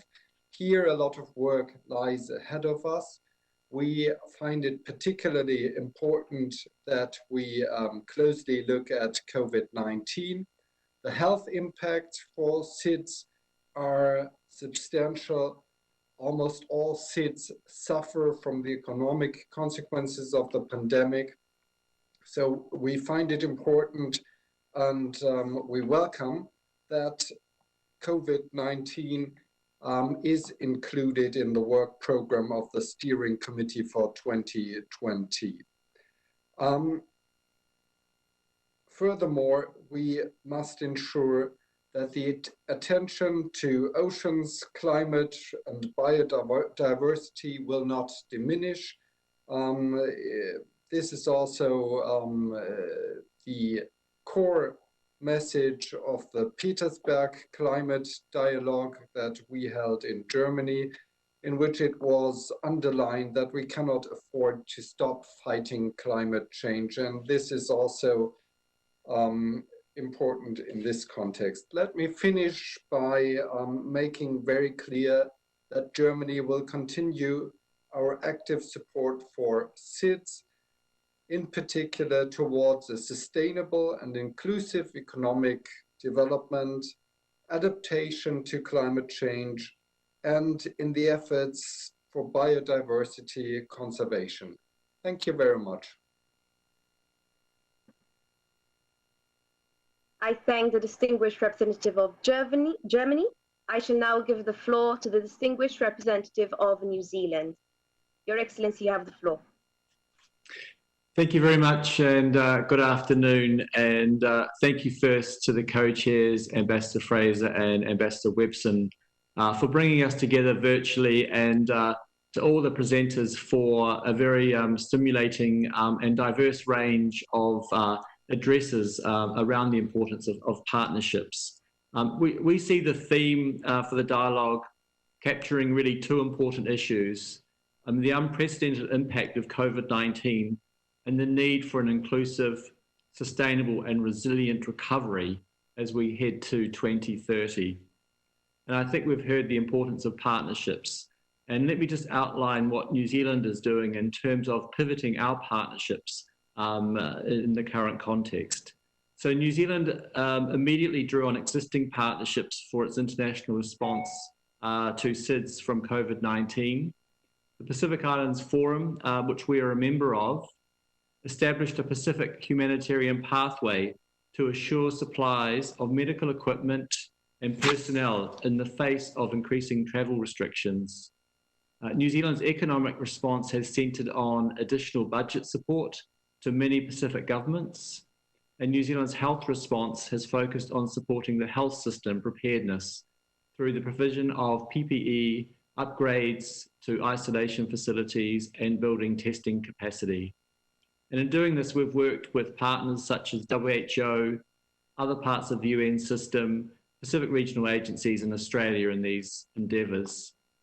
But we're also not standing still. We've established new partnerships. New Zealand, with 4 UN agencies and the resident coordinators, have agreed to deliver a co-owned program under the UN Pacific strategy over the next 2.5 years. And the startup investment of this is around 25 million New Zealand dollars. And COVID-19 has not stopped us from finalising this partnership, but we are recalibrating it and testing its relevance in the COVID-19 context. At the global policy level, New Zealand will re-energise partnerships with small island developing states to meet some of the challenges we've heard today, particularly on climate change, debt, and access to financing. And finally, New Zealand is committed to championing new and innovative partnerships to ensure small states, and especially small island developing states, have a fair and equitable access to a COVID-19 vaccine. So, co-chairs, let me finish by saying leveraging mature and enduring partnerships and building new and innovative partnerships will be the cornerstone of New Zealand's international cooperation with small island developing states as we realise a decade of action and tackle COVID-19. Thank you very much. Thank you, Your Excellency, for your intervention. Before I move on to Austria, may I remind participants that I shall be interspersing civil society organizations with member states' interventions. And therefore, after Austria, I would like to invite Dr. Kalim Ushah of the University of Delaware to follow after Austria's intervention. Please, Your Excellency, you have the floor. Well, thank you very much. I'd also like to begin by thanking the co-chairs for convening this meeting. It's a great pleasure for me to be here and to participate in this first meeting of the SIDS partnership here as new Austrian PR in New York. Previously, I had the pleasure of participating as an observer at the SIDS doc in my previous capacity as political director. SIDS doc assembly in the margins of the high-level week of the General Assembly. It was a very interesting experience. And now, of course, I'm very happy to engage further with the partners of SIDS here in New York to support sustainable development. This year, global dialogue meeting is particularly timely, of course. We are all still fighting the COVID-19 pandemic, everyone, everywhere. In this crisis, the imperative of multilateralism, international cooperation and partnerships become undeniable. COVID-19 hits all of us hard, but it also exposes further vulnerabilities and exacerbates existing inequalities. In addition to overcoming the ongoing pandemic, and its socio-economic consequences. The SIDS are on the front line of the negative impacts of climate change.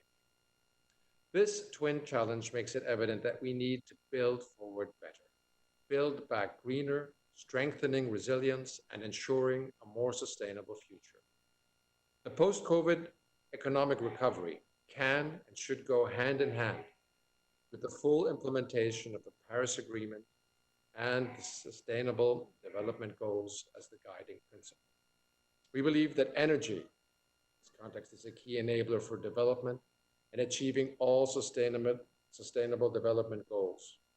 Access to clean, sustainable, reliable, modern, and affordable energy for all is of paramount importance. As part of the priority partnerships of the SAMOA Pathway, which was launched by UNIDO and SIDSDOC, Austria has provided technical and financial support for the establishment of a network of regional sustainable energy centers for SIDS in Africa, the Caribbean, Pacific, and Indian Ocean. The regional sustainable energy centers for SIDS are now fully operational in Barbados, Tonga, and Cape Verde. Austria is pleased to continue this successful partnership beyond 2020. Austria also supported a project on rural electrification in Vanuatu with 1 million euros through the NAMA initiative. This in order to provide access to electricity to all households in Vanuatu while reducing greenhouse gas emissions through the replacement of fossil fuels with renewable energy. The aim, of course, is to improve the lives of those with specific vulnerabilities, namely women and poor.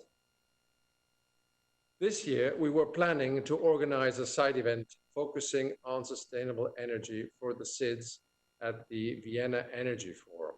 Unfortunately, this forum had to be postponed to next year. We hope to pursue this initiative as we prepare for next year's forum, though, so we'll continue with that. Allow me finally also to mention that Austria recently pledged 1 million euro in support of the UN Secretary General's COVID-19 Response and Recovery Fund, and many SIDS have already been selected for projects and will therefore also benefit from this fund. Austria has always paid special attention to the needs and development challenges of the world's most vulnerable countries, including the small island and developing states.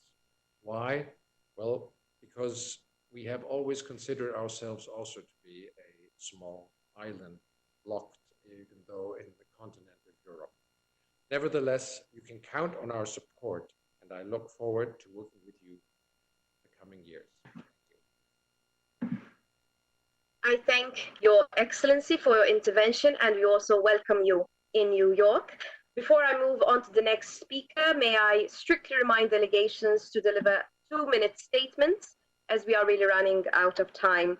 We have another segment approaching at 5, and we will still have a long list of speakers for this segment. So I really appreciate your cooperation as we move along this dialogue. So now I give the floor to Dr. Kalim Usha of the University of Delaware, SIDS University Consortium. Please, sir, you have the floor. Thank you so much. Can you hear me? Good? Yes, I do. All right, thank you. Good day, everyone. My name is Kalim Shah. I represent the Island Policy Lab at the University of Delaware. Today, I speak on behalf of the Revitalized Universities Consortium of Small Island States. The Revitalized Consortium is a group of SIDS universities and partners in advanced nations that work to enhance SIDS higher education and research capacity and to accelerate growth of the knowledge and skills needed to implement the SAMOA Pathway. In this time of COVID-19 casting a shadow on island futures, universities must now refocus strategies to contend with its repercussions and deal with this alongside the growing complexities of climate change and globalization. But in spite of this, we believe that universities have much to offer, and SIDS universities have much to offer and are well positioned to leverage island creativity, innovation, and new technologies to rebuild clean, green, blue, and equitable island economies.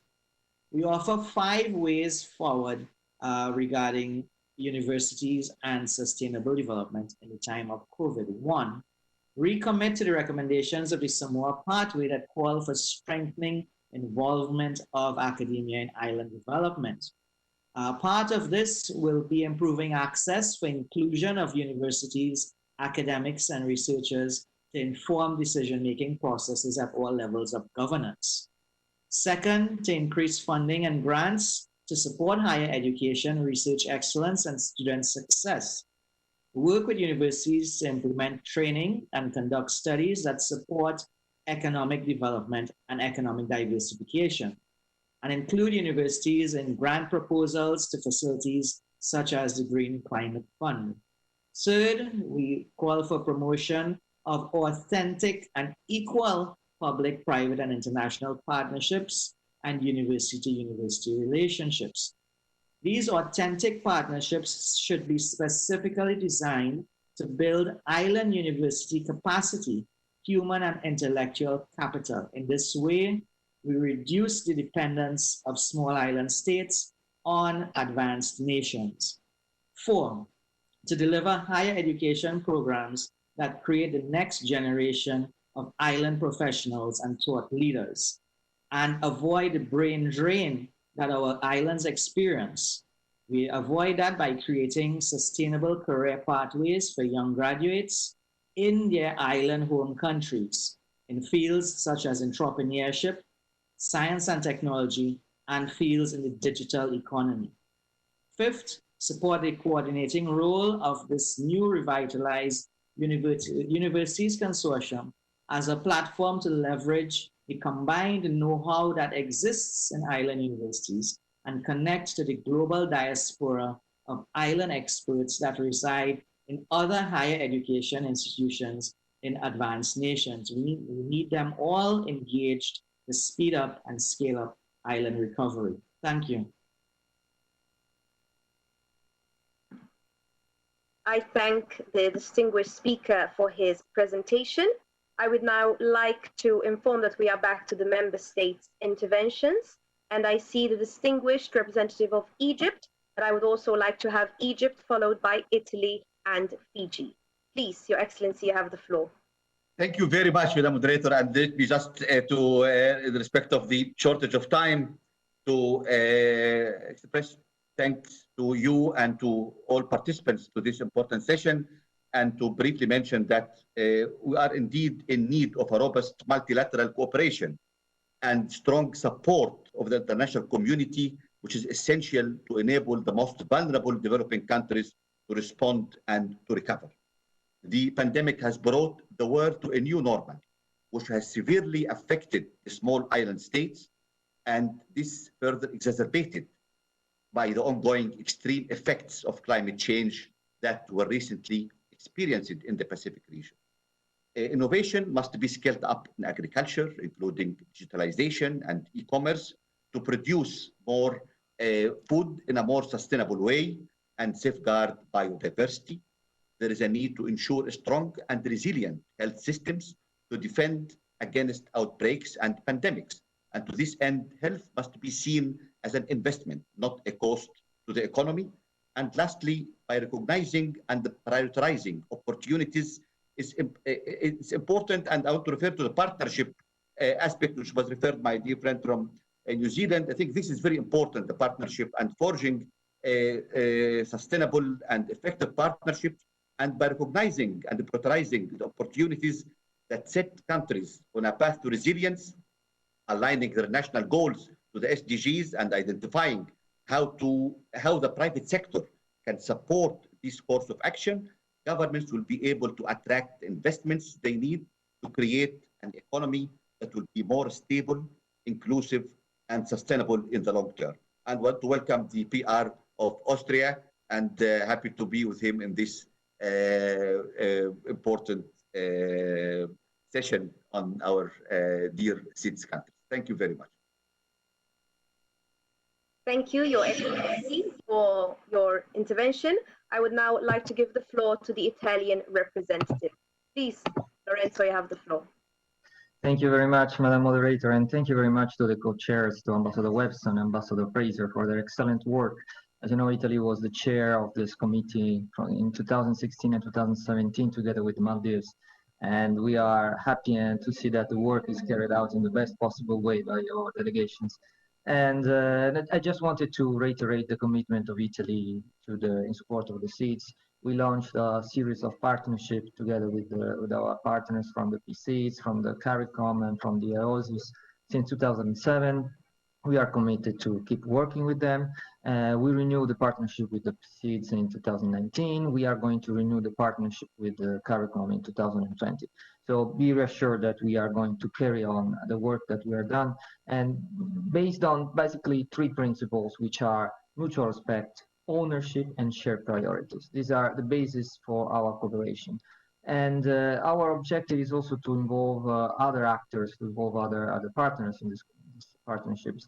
Already Austria, Luxembourg, and Spain are cooperating with us on the PCS partnership, but we are open to involve other and to engage other actors, especially the private sectors. Also because the COVID pandemics show that there is the need for a broader and innovative approach, as it has been mentioned by other speakers, and we need to to have all the hands on deck. So we need everybody on board on what we are thinking to do. And I just wanted to highlight two specific sectors in which we think that we should focus our action in the future. The first one is the touristic sector. Italy is a touristic sector, but as a touristic country, and we are being very much affected by the crisis. But this is nothing compared to what the seeds are facing now. Many countries of the members of the seeds are heavily depending on tourism. We are talking about 50%, 60% of their GDP, and we need to work together on this.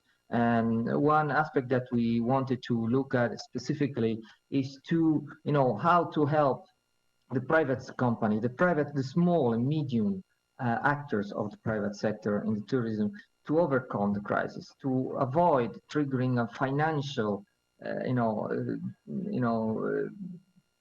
generalized default in the private sector, especially in the cities. So we need to cooperate together on this and involving private sector from both sides and trying to find innovative way, using more digitalization, using more modern technologies, using different types of approaches that we are going to put in place in the future. The second one is the green recovery. This is fundamental. This is a fundamental issue, and we are committed to work together with the seeds and with all the members of the international community in building back in a greener way. Italy is going to be the president of the G20 next year, and we are working together with the UK on the COP26 of the Climate Change Convention, and we are committed to work together and to focus our action on sustainability and green recovery, green incentives, greening our economy to build back in a real better way. So thank you very much, and congratulations for your excellent work once again. Thank you, Italy. I now give the floor to Fiji, and following Fiji, as we did previously, I would like then to give the floor to Charles Nuhan, Chairman of the Stakeholder Forum, to intervene after Fiji. And may I once again remind delegations to strictly abide to the 2-minute time frame. Thank you. Thank you very much, and congratulations to co-chairs. I hope you can save time, and so I'll speak to my statement. First, congratulating my dear friend, Ambassador Mitch, for the first presentation of the Global Partnership, and to Ambassador Craig as well on showing the depth of the partnership with New Zealand. But I wanted to make a point that based on the strength of those partnerships, a lot of the partnerships then come back into working together at the UN here in New York, both in support of the UNDS reforms, as well as in areas such as peacekeeping. That's a very important point I wanted to make. Second, 2 points to our partners I wanted to restate and not lose this opportunity. One, that in the Pacific Islands, and it probably applies to Caribbean as well, that the depth of the economic contraction will be far deeper than what global averages go. So the IMF estimates global economy to shrink by 4%. In the Pacific, the best outcome may be in 7%, and in Palau's case, by something close to 30%. So that is it's shrinking the economy by nearly a third. That is the size. Second is that the recovery will be long because most of the levers for recovery are external to visits to the Pacific Islands, and they do not control the levers. Travel has to open up elsewhere, for example. And the last point I wanted to make is health. That in health, these are health systems are responding to COVID at the back of a prolonged war against dengue, leptospirosis, etc. These medical systems have been on war footing nearly for 12 months now, and which are climate-induced type of crisis. So you have a severely overstretched health system now heroically trying to contain COVID. Thank you very much for this conversation. Thank you. Thank you, distinguished representative of Fiji. I would like now to give the floor to Charles Newhan, chairman of the Stakeholder Forum. And additionally, we have received a request from UNESCO. And therefore, after Charles Newhan, I would like to have UNESCO on the floor, followed by India, United Arab Emirates, and Portugal. Please, you may have the floor, sir. Excellencies, distinguished co-chairs, ladies and gentlemen, I speak on behalf of the Global Partnership for Ocean Wave Energy Technology and other stakeholders, public and private sector, who share common objectives with regard to the 2030 Agenda and the implementation of the Sustainable Development Aspirations of SIDS communities. Distinguished co-chairs, I will use my time following the recent side event hosted by Barbados and Stakeholder Forum to comment on the role of ocean energy and the opportunities it presents as a pathway to the economic recovery that must be quickly realized now and post-COVID-19. The oceans matter. I would also like to point out that the following messages are coordinated with and passed by Ocean Energy Europe and the Ocean Energy Sector. The pandemic has made inequalities more evident, further highlighting the need to create opportunities that lift everybody, not just a few. The oceans can lift us. This can be accomplished by robust multi-stakeholder partnerships in the spirit of SDG 17.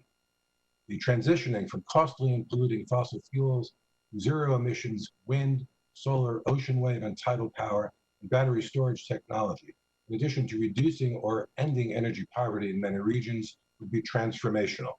Such a multi-stakeholder ocean power-led energy transition would also contribute to reducing or eliminating coastal pollution, offer a pathway to electrifying land and marine transport, and create skilled jobs for local economies.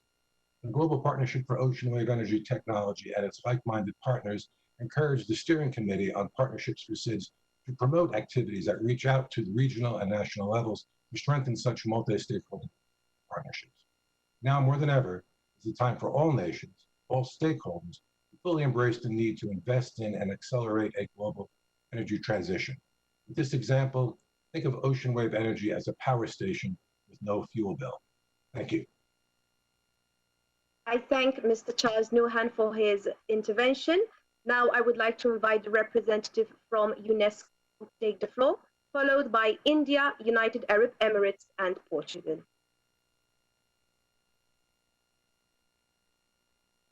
Thank you, Madam Chair. Dear distinguished panelists of Protocol Curve, I'm honored to...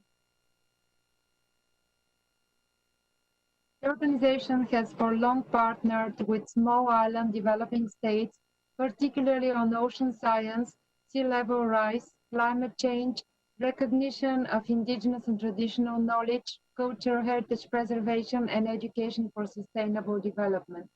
This framework will continue to guide our collaboration with SIDS. Yet additionally, let me outline some key areas where partnerships could be a game changer for advancing the SDGs in the era and beyond COVID-19. First, it's building global solidarity in science and scientific research. Increased open access to scientific knowledge and engagement in more global scientific cooperation would bring about positive advancement in SIDS across all SDGs. For this purpose, UNESCO is developing a science ministerial network for sharing best practices in relation to COVID-19 and notably under the focus of collective intelligence and artificial intelligence against COVID-19 to develop a comprehensive global knowledge platform. Second, COVID-19 disrupted education worldwide with almost global closures of schools. And a key takeout of this crisis in education is that the global and local response need to focus in building more resilient, more flexible, yet inclusive and equitable education systems. And here, through the Global Education Coalition, we are partnering with private and civil society partners to deploy distance learning solutions and address the complexity of provisioning education remotely, from delivering content and supporting teachers to providing guidance to families and addressing connectivity challenges. In this context, it's important to pay attention to three major priorities, and notably the focus on gender and girls, teachers, and connectivity. And briefly, last but not least, I would like also to mention the need to address the spread of misinformation, especially when facing global challenges such as COVID-19, climate change, and others. SIDS and the international community could benefit from strengthening their responses to support local engagement in addressing such misinformation. And for this purpose, for example, UNESCO has launched the global Don't Go Viral Share Information campaign to crowdsource local openly licensed content to address the infodemic and provide quality information to communities about COVID-19. Thank you, Madam Chair, for your attention. I thank the distinguished representative from UNESCO for her intervention. Due to the current time limitation, before I proceed to India, I would like to invite the remaining speakers that we are not able to accommodate the remaining speakers to intervene within this segment, and therefore would like to invite them to intervene in the following interactive dialogue of the following segment entitled Strategic Global Dialogue. So we'll take India, United Arab Emirates, and Portugal within this segment, and the remaining speakers that have registered their interest to intervene will be able to do so in the following segment entitled Strategic Global Dialogue. So please, distinguished representative of India, you may have the floor. Thank you, Madam Moderator. Excellencies, ladies and gentlemen, we thank the Excellencies PR of Antigua and Barbuda and Malta for organizing the 2020 Annual Global Multi-Stakeholder SIDS Partnership Dialogue. India has been engaging with SIDS more than ever before. In our engagements, we have emphasized the need for SIDS development policies to be inclusive and sustainable, and have called for increasing the use of renewable energy sources to mitigate the adverse effects of climate change. As the focus of today's discussion is enhancing efforts in supporting the existing and promoting durable partnerships in the context of COVID-19 pandemic, and to discuss the strategic direction and future of the SIDS partnership framework, I would like to highlight following partnership programs that India has initiated. First, in 2017, India established the $150 million India-UN Development Partnership Fund with the UN Office of South-South Cooperation to provide support to projects in LLDCs, LDCs, and SIDS that aim to contribute the achievement of the SDGs. Several projects have been launched under the fund in SIDS, including a regional initiative launched as SUA, which will install solar photovoltaic systems on buildings of national significance. India is also assisting SIDS with projects to combat COVID-19 under the fund. In 2019, we announced a $26 million grant to CARICOM and Peace SIDS countries towards implementation of high-impact development projects in the area of their choice. In addition, a concessional line of credit of $300 million can be availed for undertaking solar, renewable energy, and climate-related projects based on each country's requirement. Second, India is partnering with SIDS to enhance their capacity building. We have committed to the establishment of an Institute for Sustainable Coastal and Ocean Research, a network of marine biological research stations, and setting up of IT laboratories for Pacific Island states. Third, India continues to take new and innovative measures as it walks along our SIDS partners on the SAMOA Pathway. India is committed to tackle the impact of climate change and support efforts of SIDS to achieve their SDGs through necessary assistance. These steps include the recent launch of Coalition for Disaster Resilient Infrastructure and the International Solar Alliance. The CDRI will create a mechanism to assist SIDS to upgrade their capacities and practices with regard to disaster-resilient infrastructure development in accordance with their risk context and economic needs.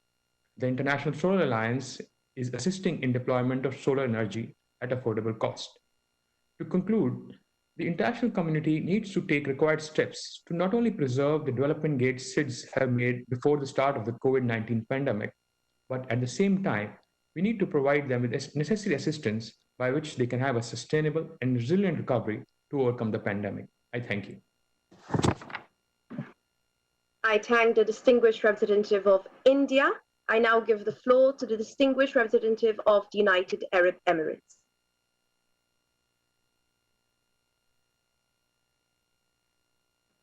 Thank you, Madam Chair, for giving me the floor. For Excellencies, colleagues, thank you first to Antigua and Barbuda and Malta for organizing this session today. It is a wonderful opportunity to learn about the initiatives in the SIDS space, as well as to create accountability for the commitments we have all made. Today, I would like to give a brief update on the UAE Caribbean Renewable Energy Fund, as well as provide a few thoughts on ODA in the face of COVID-19 and climate change. The fund is a $50 million grant facility for renewable energy power plants in 16 Caribbean island nations.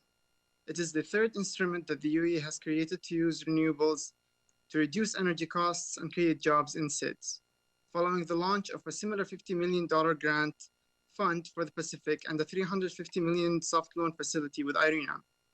To date, 3 solar projects in the Bahamas, Barbados, and St. Vincent and the Grenadines have been commissioned under the fund, with 8 more under procurement in Antigua and Barbuda, Belize, Dominica, Dominican Republic, Grenada, Guyana, Haiti, and St. Lucia. 5 more are in the feasibility stage in Cuba, Jamaica, Suriname, St. Kitts and Nevis, and Trinidad and Tobago. The projects are often the first or largest on their islands, or make critical progress in ensuring universal access to energy. The fund also has gender and resilience standards, requiring reporting on gender balance in employment and procurement, and the building and siting of projects to Category 5 hurricane standards. I would like to highlight the project we are doing in Antigua and Barbuda, the reconstruction of the power system on Barbuda, and not only because of Ambassador Webson. The project is a terrific example of a government setting a clear green vision and organizing all the relevant stakeholders. It allowed the UAE to both easily become a partner and then fundraise for additional support. We have been able to increase the project scope through grants from the CARICOM Development Fund, New Zealand, and the Rocky Mountain Institute. The project is also a good segue into my last point. The UAE has long chosen to provide ODA to countries that are classified by the World Bank and OECD as ineligible for ODA. While we have been delighted to see renewable energy in SIDS quickly become commercial in many cases, we have also seen many cases where climate disasters and other challenges make ODA essential even in higher income SIDS. COVID-19 is a circumstance that further affects the need for international public finance. So, reiterating comments we have made previously at the steering committee, the UAE believes it would be timely as a group to again highlight the need for exemptions for the use of ODA for climate disaster recovery projects in higher income SIDS. These are areas where the price of financing hurdles is simply too high. And I thank you again. I thank the distinguished representative of the United Arab Emirates, and I would like to now give the floor to our last speaker for this segment, the permanent representative of Portugal. You have the floor, Your Excellency. Thank you very much, Francesca. And I would like to start thanking the permanent representatives of Antigua and Barbuda and Malta. Thank you, Vanessa and Aubrey. And I would like also to warmly welcome the new permanent representative of Austria, Ambassador Marschik. So warm welcome, Axel. Portugal welcomes today's dialogue as we are ourselves reviewing existing partnerships for SIDS that involve Portuguese entities from the civil society, the private sector, and from local entities.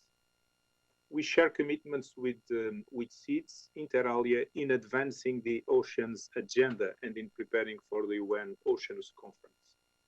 We recognize the special challenges faced by SEEDs in their path towards implementing the 2030 agenda, and the need to provide tailored support to overcome these challenges. Based on our commonality of interests with SEEDs, Portugal's bilateral development partnership portfolio has a strong focus on this group of countries. According to the OECD, we are the second OECD DAC member state in what concerns concessional finance to SEEDs. This pandemic spares no one, and SEEDs have seen their economies severely disrupted. Sharp drops in remittances and tourism flows and disruptions in global supply chains have highlighted and aggravated the vulnerability of SEEDs. The international response must have resilience and sustainability at its core. It has to be unprecedented in scale and scope, building back better in a joint effort by developed and developing countries, public and private stakeholders, combining short-term measures with medium to long-term strategies. And on the need to build back better, I would like to highlight the opportunities of linking two of the thematic areas referred by OHRLLS, the oceans on one side and sustainable energy on the other. As oceans energy, both from waves and from tidal, are becoming more affordable and technologically more accessible. And this was very clear from the webinar that was recently co-organized by the Permanent Mission of Barbados. So to conclude, SEEDs partnerships are now more relevant than ever. We look forward to further engaging in this process. Thank you. I thank the permanent representative of Portugal for his intervention. We have now heard the last speaker in this interactive discussion on agenda item 3A, entitled SEEDs Partnerships and Initiatives Showcase. Delegations that did not have the opportunity to speak are encouraged to make their intervention in the interactive segment on agenda item 3B, entitled Strategic Global Dialogue, and indicate that they interest to do so via the link in the chat box within this WebEx meeting. I now hand over the meeting to Ambassador Webson to continue this dialogue that we are having. Thank you. And please, I hand it over to Ambassador Webson. Please, Your Excellency, you have the floor. Thank you. Thank you, Francisca. I want to thank you very much for stepping in, and for you and Tomasi for coordinating and stepping in the absence of both Ambassador Fraser and myself. When I said in my opening remarks that SEEDs face disaster after disaster and come up and get back on their feet, I didn't quite mean it to be so real that we will have the technology challenge for both ambassadors at the same time. But we were very confident that you and Tomasi would step in, and thank you so much. Excellencies, distinguished delegates, I trust you are hearing me clearly? Yes. Thank you. We will now proceed to item 3B on our agenda, entitled Strategic Global Dialogue.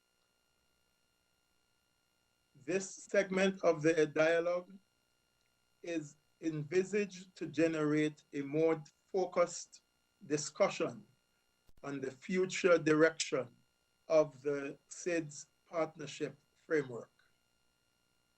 In a post-COVID-19 world, issues such as the nature and type of partnerships, registration, global outreach, regional engagement, national incentives and smart criteria, and views on topics like partnerships and ODA could be discussed. As the incoming co-chairs, both Ambassador Fraser and I, will be listening carefully to the discussion today. We will listen to hear your views and, if anything, your recommendations for us to guide us in going forward. I want presentations by the panelists. I am going to suggest in the time that we have that we cut down, instead of having 7 minutes for presentations, that we shorten these presentations to about 5 minutes. I will not have, I know we are running behind time, so I won't continue any further dialogue. We, of course, will then open the floor for discussions and will follow the steps that you have been working along with. I'm going to go straight to the panelists and ask Ms. Gabriela Casalos to take the floor, please. Gabriela, you have the floor.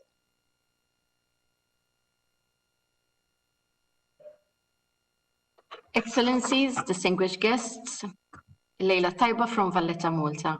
In a second, I will be sharing my screen to share the presentation, but I will do my best to stay within the 5-minute time window.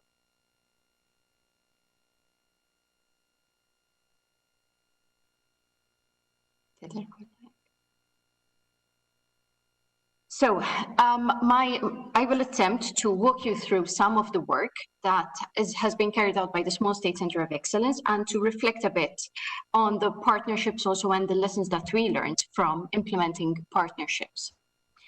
Our areas of focus are primarily 3. We work on identifying and sourcing knowledge dissemination. Very often the requests for more knowledge and more skills come directly from the small island states, small island developing states, most notably. And obviously, we, being a center which is an endeavor by a small state for small states, we work with a plethora of international actors, such as Commonwealth Secretariat, plenty of Commonwealth entities, universities, institutes, and also UN agencies. We also, our primary drive is to work on the human and institutional capacity, and we really try to endeavor to beef up the capacity within small states in order to reach SDGs, SAMOA Pathway objectives, etc. We are also very proud to be a voice for small states. We have done this through a good number of initiatives, such as debates, discussions, international conferences.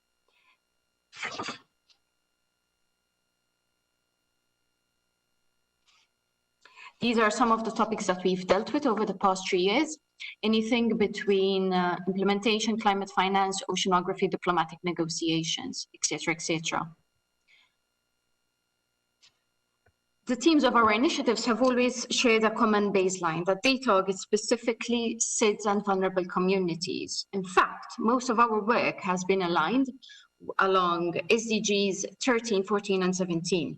However, the big elephant in the room, COVID-19, has made us reassess and re-examine our reality, our needs, but also our challenges.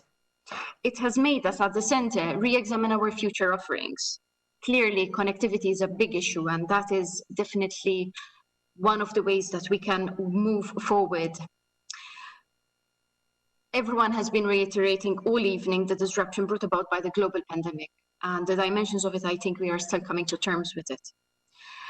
For this reason, we are rethinking on how to best serve small states by tailoring and specializing further our capacity building.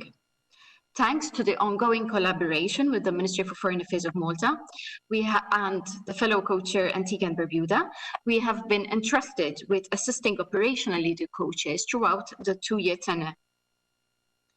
In a short period of time, we have learned some lessons, such as that communication is key. Definitely, we have also learned that an integrated approach, a whole of system of society approach, as was mentioned by one of the previous speakers, is extremely important in implementing partnerships. even the diversity in partnerships, having government, having civil society organizations, having academia, and having actors from the public sector is extremely important in carrying out value-added partnerships. Clearly, simplified, once we are talking also about projects, particularly simplified reporting, perhaps mechanisms, would also be a very good initiative, are also very important considerations to take into account.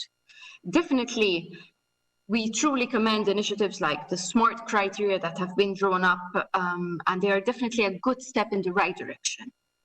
And in this sense, together with our fellow co-chairs, we look forward to furthering the work undertaken by the previous co-chairs, Ireland and Belize. Excellencies, ladies and gentlemen, our next steps need to be thought out well, clearly. We are socially distanced, we are wearing masks in most countries, but definitely there is one commonality: technology and innovation. And we really believe that these can be our great enablers in such difficult times. As a center, we are here to listen to your needs and ideas. We are also here to analyze how best to address these concerns, as well as applying the partnership methodology to designate and carve out partnerships for better collaboration. As the saying goes, no man is an island, now more than ever. Together with the co-chairs, we would like to mention our forthcoming events, to which we respectfully extend our invitation to you all to participate in. We will be discussing at the end of July, in a couple of weeks' time, we will be discussing health and the effect that it has had on preparedness, on the countries, etc. We will also be following that up with another from our webinar series at the beginning of September on tourism and resilience for SIDS particularly.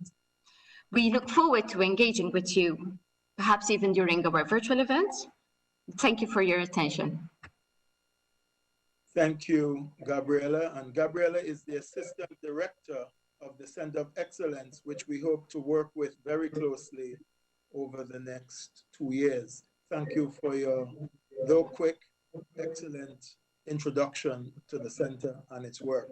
We'll now listen to the envoy of the Secretary General and Executive Director of the South-South unit, the South-South Office of the United Nations.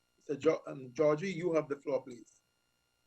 Thank you very much, Mr. Ambassador. Thank you very much for the invitation to participate in this event.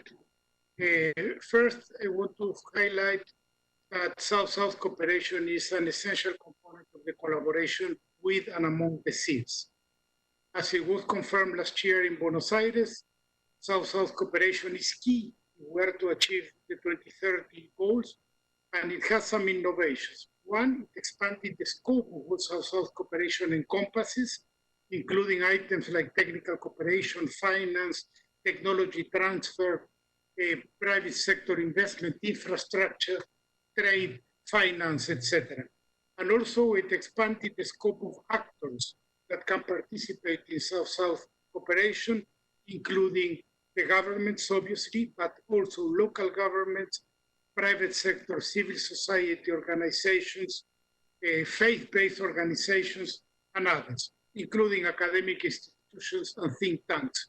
So therefore, we have a legitimate ecosystem of actors that can contribute to the global partnership that we want to achieve the 2030 agenda. The good news is much of it is happening already.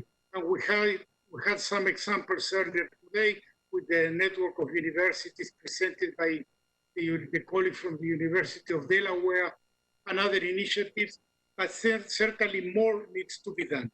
In that context, we're working within the UN system under at the request of member states and the Secretary General. We are finalizing the preparation of a UN system strategy for South-South cooperation and an action plan that will ensure a coordinated and more engaged approach of the whole system to South-South cooperation. In addition, we have already put together tools to enhance knowledge exchange. One of them being our South-South Galaxy platform, which I invite all of you to utilize, that has already 200 partner organizations and is more than simply a depository of initiatives. It is also an instrument to promote partnerships and joint initiatives.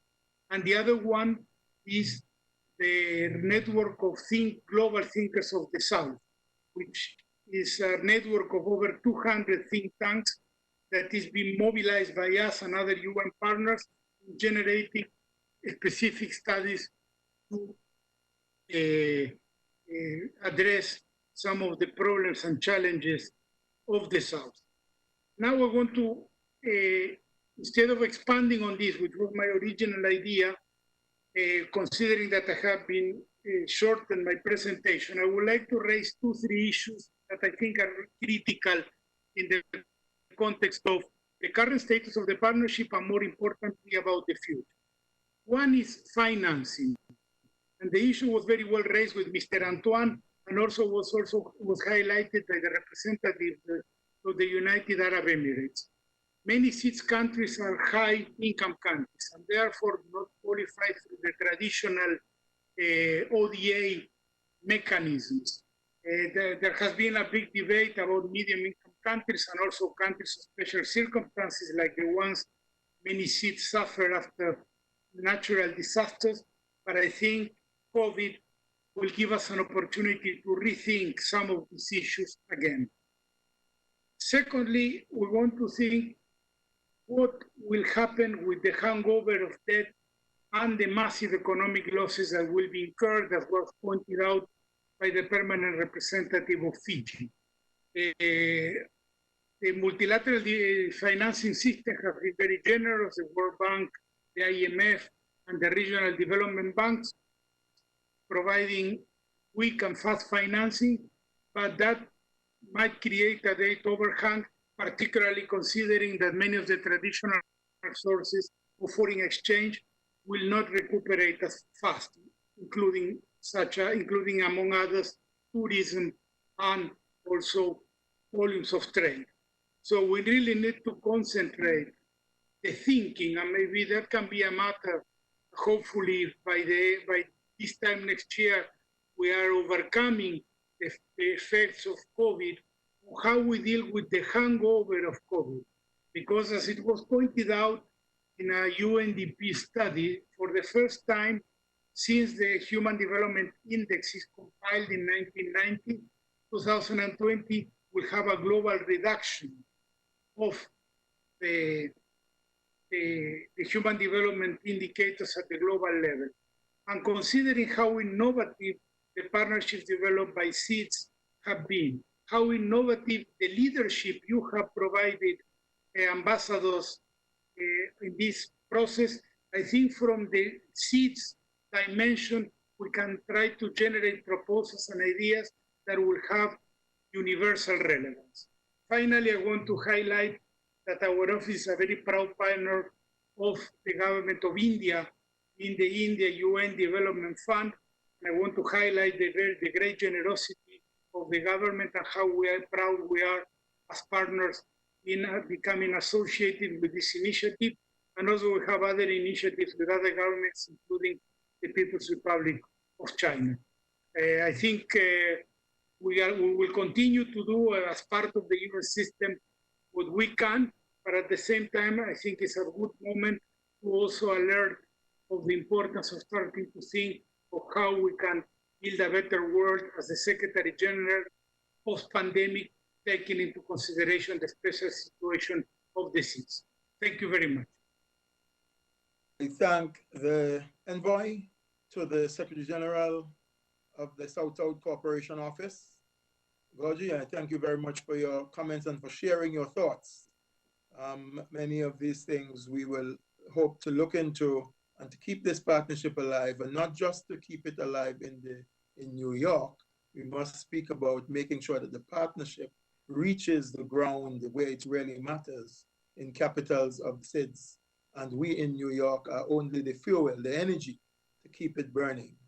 I will now invite Ms. Kate Brown, the Executive Director of the Global Island Partnership to speak to us. Kate, you have the floor, please.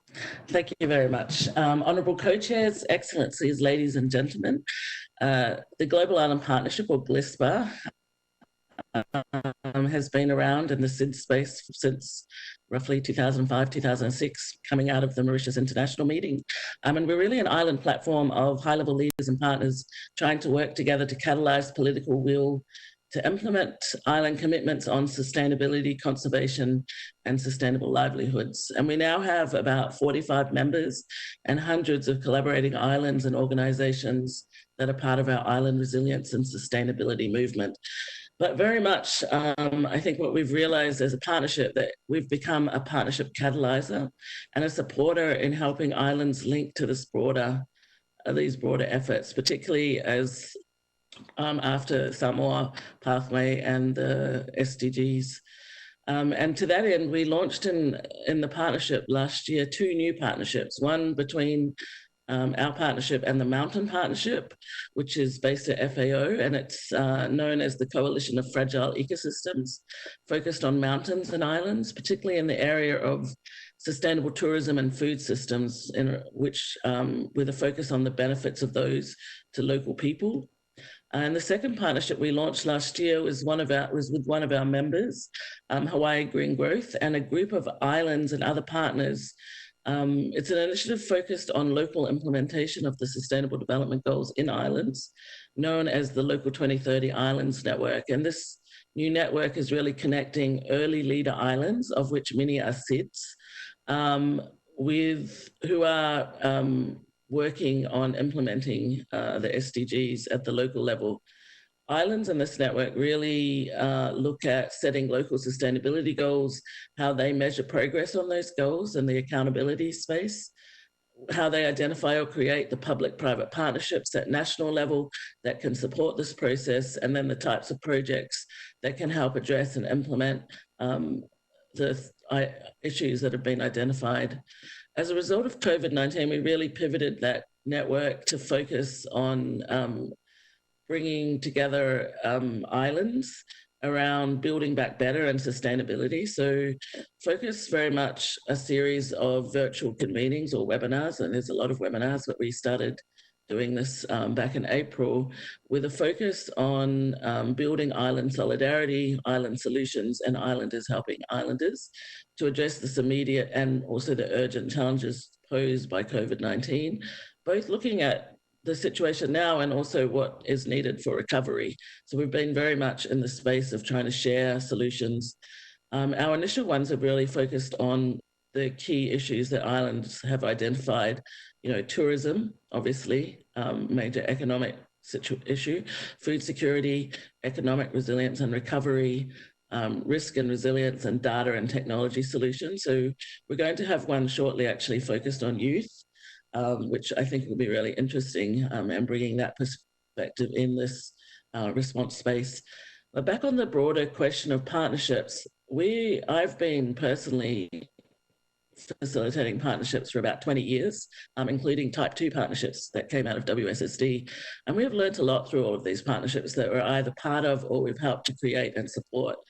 Firstly, we need to have a clear way of stating how it's actually impacting island stakeholders. The SMART criteria is one of those ways. But what are the benefits to all the parties involved in these partnerships? The best examples moving forward will be those that can pivot their efforts to remain relevant islands, both in terms of their immediate needs, but also as they move to a sustainable and resilient recovery. What is that going to look like, and what are the types of partnerships that need to exist to support that? There also needs to be value that is clearly obvious to partnerships in registering in the partnerships database, because I would be really interested to see some of these really impactful partnerships look at where there's potential for us to work together and to demonstrate where there are gaps, as well as to ensure that there is better accountability to our stakeholders. And COVID-19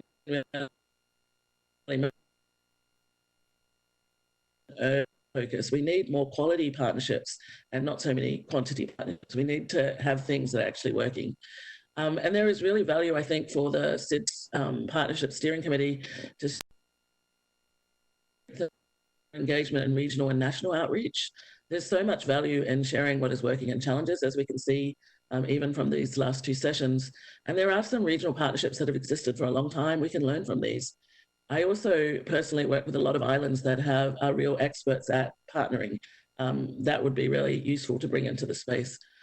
As well, partnering with organizations and partnership groups like the Global Island Partnership, which I work for, can strengthen the work of this platform. Outside of ODA, there are a lot of resources and innovation that is happening in the island space, and I see an increasing attention and build-up of these new partnerships and alliances that sit outside of what we traditionally understood as where SIDS can get support to meet the development needs. Again, in the context of COVID-19, we all have to do more. So our partnership stands ready to continue to engage, to strategize, to collaborate and align in ways that help us achieve our collective goals and which advance the issues of islands. So thank you. Thank you very much. Thank you very much, Ms. Brown. We will now move into the interactive session. Before opening the floor, however, and for interventions, I would like to once again repeat to all participants and ask you to turn off your microphones when you are not speaking. I would also like to remind the participants that there is no pre-established list of speakers. So we have the speakers, as my colleague, as Francisca mentioned earlier, those who did not get to speak at the last meeting, we will be taking them next. And then I would like to ask you to request the floor through the usual way you have been doing it throughout the afternoon. Please use the link to the link, and you will be given the opportunity in the chat. The chat box is, as you know, below through the button in the menu, and you have been using it, so I assume we are all now quite familiar with that process. Let me also add that I would like you to speak for 2 minutes, if possible, please, because again, we are now running close on time. And I am myself skipping a lot of the guide that my colleagues have given to me because in the interest of time. I will begin the interactive session with the colleague from Cape Verde, another member of our group, and I will then follow that with the representative from the ICC. So can I now go to Cape Verde, please? Good afternoon, Ambassador Webson. Are you listening to me? I am listening to you loud and clear. Okay, greetings to all and all protocol observed. I don't have an intervention, but I'd like to highlight 3 points. When it comes to SIDS inclusion, SIDS, leaving no SIDS behind, it is important to address the SIDS profile and challenge altogether. The SIDS, they are in 3 geopolitical contexts of the Pacific, of the Caribbean, and of the Africa, Indian Oceans, and Southeast Asia, and my country particularly, it is in the 3rd region. Then it is important to address equally all the 3 regions. And it is an heterogeneous group from high, middle, low, middle-income countries and low-income countries, but they share in common a set of vulnerabilities, limited domestic resources, little capacity. They struggle to access affordable external finance, including graduated and graduating seats for concessional finance, and they have a problem to attract the private sector related to their smallness or scale. Second, I've been listening to all the initiatives that that have been presented so far. I welcome them, and I commend all the promoters. But we are going from SAMOA Pathway Program of Action to SAMOA Pathway Review 24 call for actions, SEEDS Partnership Framework, SEEDS Global Business Network, Partnership Accelerator for 2030 Agenda, and many others. This is a big forest when a small SEEDS must to address. My third point after that is saying that results will be uneven if SEEDS are let alone to address those initiatives with different fortunes. As has been recommended so often, the solution lies in the move from the programs of actions that are conceived at global stage to programs tailored to the national reality and needs of individual countries.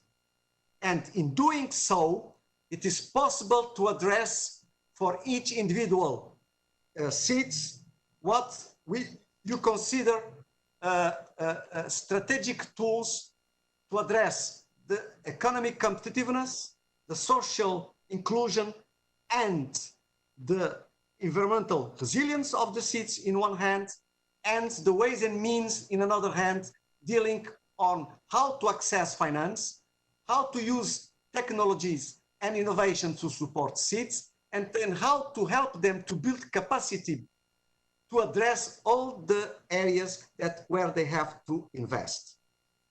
The Integrated National Financing Framework has been, in the meantime, a tool set in order to match the development strategies of SEEDS with the financing needs. If we put together all these instruments, if we elaborate which each individual SEEDS with these instruments, it's possible now to import those programs in how they can, in a tailored manner, assist the SEEDS to move forward. Otherwise, the SEEDS will be lost in these big forests of initiatives and programs. Very often they take one tree, but we know that the tree is hiding the forest. Then it is very important to address all the forests together in a proper manner. I thank you very much. Well, Permanent Representative of Cape Verde, and I hear you loud and clear and agree fully with the representation you make that we must all work together and all be treated in the same way as we try to address the problems of SID, as there's no homogeneous challenge, we are all different. I will now invite the representative from the International Chamber of Commerce to the table. Can you speak, please? You have the floor, sir. Thank you, Ambassador Webson. And can I just check you can hear me okay? Yes, I can. Perfect, thank you. I'll start by looking at, well, I'm going to look at two particular issues, which I think have been picked up in previous interventions.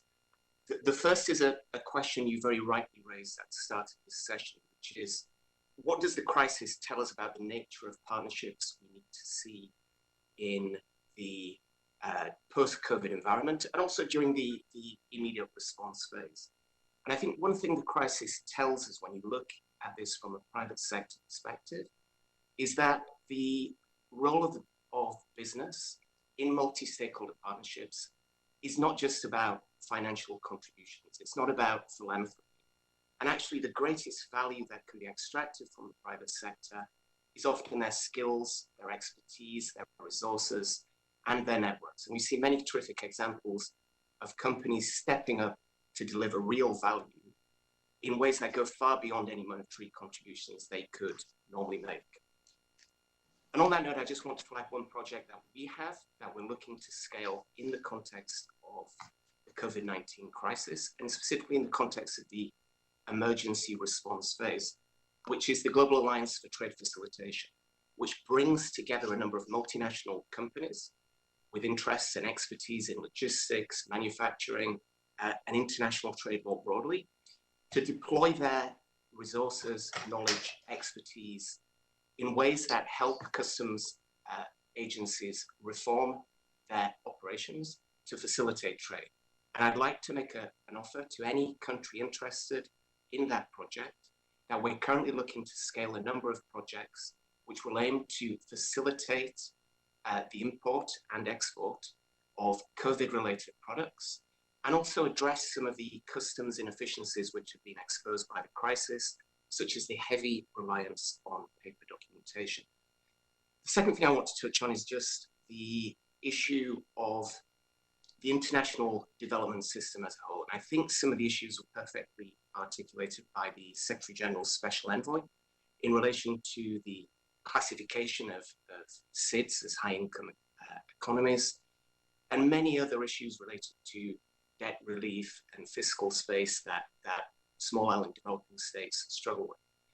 And I think there we need to reflect not after the crisis, not in the rebuild phase, but right now, because the big concern we see from the private sector throughout our network is the risk that limited fiscal space of governments will impair their ability to contain the pandemic, and then moreover also contain their or restrict their ability to provide essential fiscal support to businesses and to workers. And if we don't get this right, and if there isn't sufficient international support, either by way of SDR issuance or reallocation, or by way of emergency debt relief, we see a real risk of systems collapse in the private sector, which will result in long-term scarring, not just of local economies, but of the global economy. And I'd like to end on the final point, which is on the need for new and unusual partnerships. And specifically, what we've seen in the context of COVID, as a result of the real concerns about the fiscal position of many governments and the urgent need for debt relief, is businesses uniting with civil society, uniting with unions to call on the international community, and specifically on the G20, to push forward a debt relief package that goes beyond the commitments from the G20 in April, and actually provides debt relief or debt forbearance to all countries in need, regardless of their development classification under the World Bank system. And I think that is a very, very good example of the willingness, the ability of the private sector to step up and make the case for strong international cooperation, equity in our response to COVID, and you can count on our full support going forward in that regard. Thank you, Ambassador Webster. Tony, thank you very much. Thank you very much. That from the Chamber of Commerce. We'll now give the floor to the colleague from the Russian Federation. Russia Federation, you have the floor, please.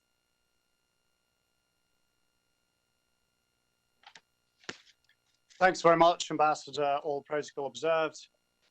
When the world faces crisis, the most vulnerable countries suffer the biggest impacts. Therefore, we should all continue to stand together with small island developing states to help them minimize losses and to provide targeted support where it is needed. From the Russian perspective, we continue to listen to the voices of SIDS and render our support to their priorities. The RESPAC project aims at strengthening disaster resilience of 14 Pacific SIDS and strengthening their capacities continues to be implemented. This is part of our partnership with UNDP that also reflects broader priorities of the Russian Federation in international development assistance. We traditionally support UNDP's work to eradicate poverty, ensure sustainable economic growth, create jobs, and promote access of local populations to basic services and infrastructure. Against the backdrop of the COVID-19 pandemic, Russia has provided in-kind humanitarian assistance to countries of Central America as well as Nauru to help with testing for COVID-19. We have also scaled up our financial support for WHO to enable it to respond to emergencies related to the pandemic, but it could also be used for SIDS. Russia remains a responsible partner, and we are looking forward to hearing more from SIDS further in this format, in the second committee or elsewhere. With that, I thank you very much. Thank the Russian Federation. And we will now hear from a member of the civil society group from the Caribbean, Alessio Chin Foundation, the Executive Director, Ms. Hamilton, and we will be followed by Finland. Ms. Hamilton, you have the floor, please. Thank you, Chair. Excellencies, panelists, viewers.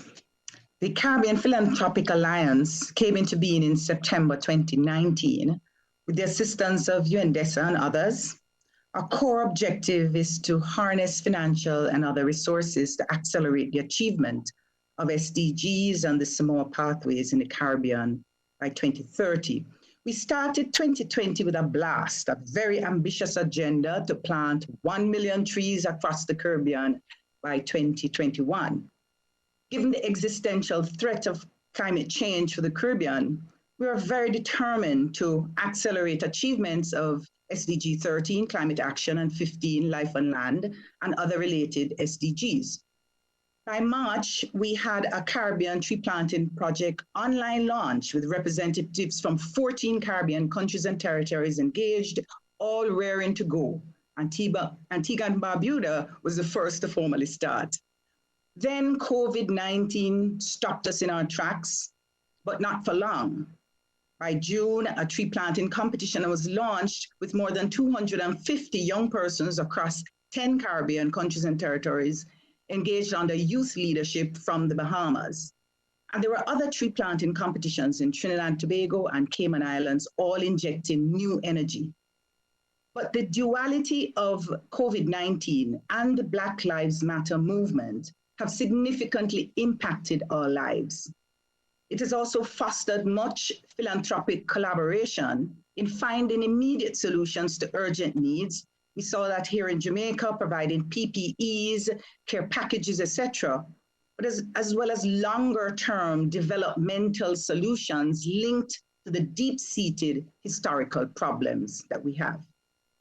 There are many lessons, best practices, opportunities that can be found from our own Caribbean experience, from launching rapid response funds using online platforms to tapping into the philanthropy of the private sector, foundations, NGOs, churches, alumni and diaspora organizations, among others, who've been providing immediate relief and also long-term solutions.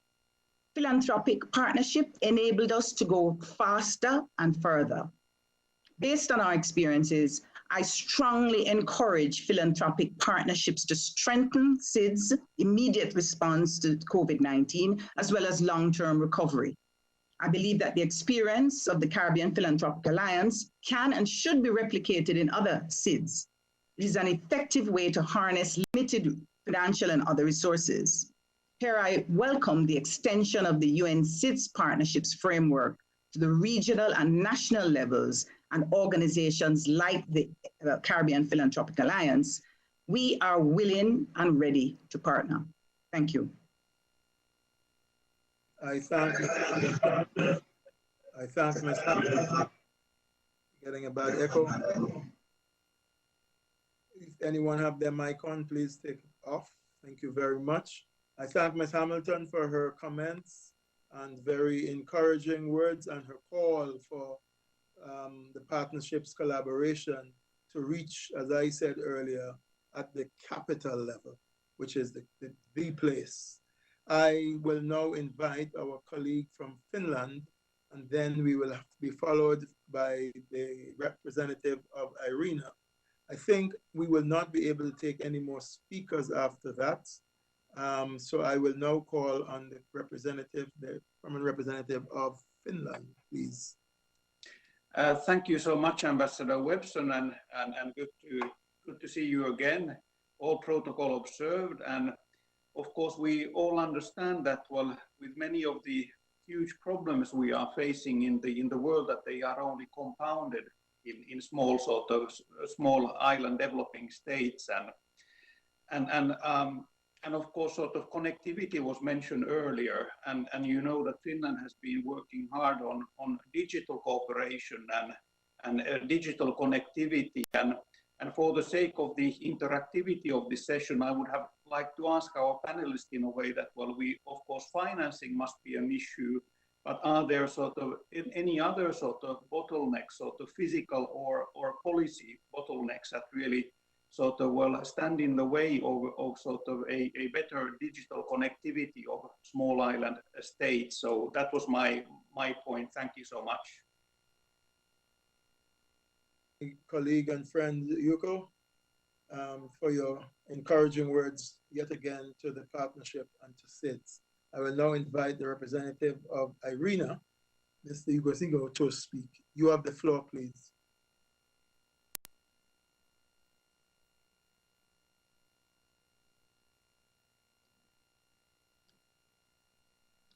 Irina? Yes, thank you, Ambassador. Thank you for giving me the floor. It's a pleasure to be part of this conversation. I just wanted I will be brief, and I wanted just to put a spot on renewable energy in this conversation.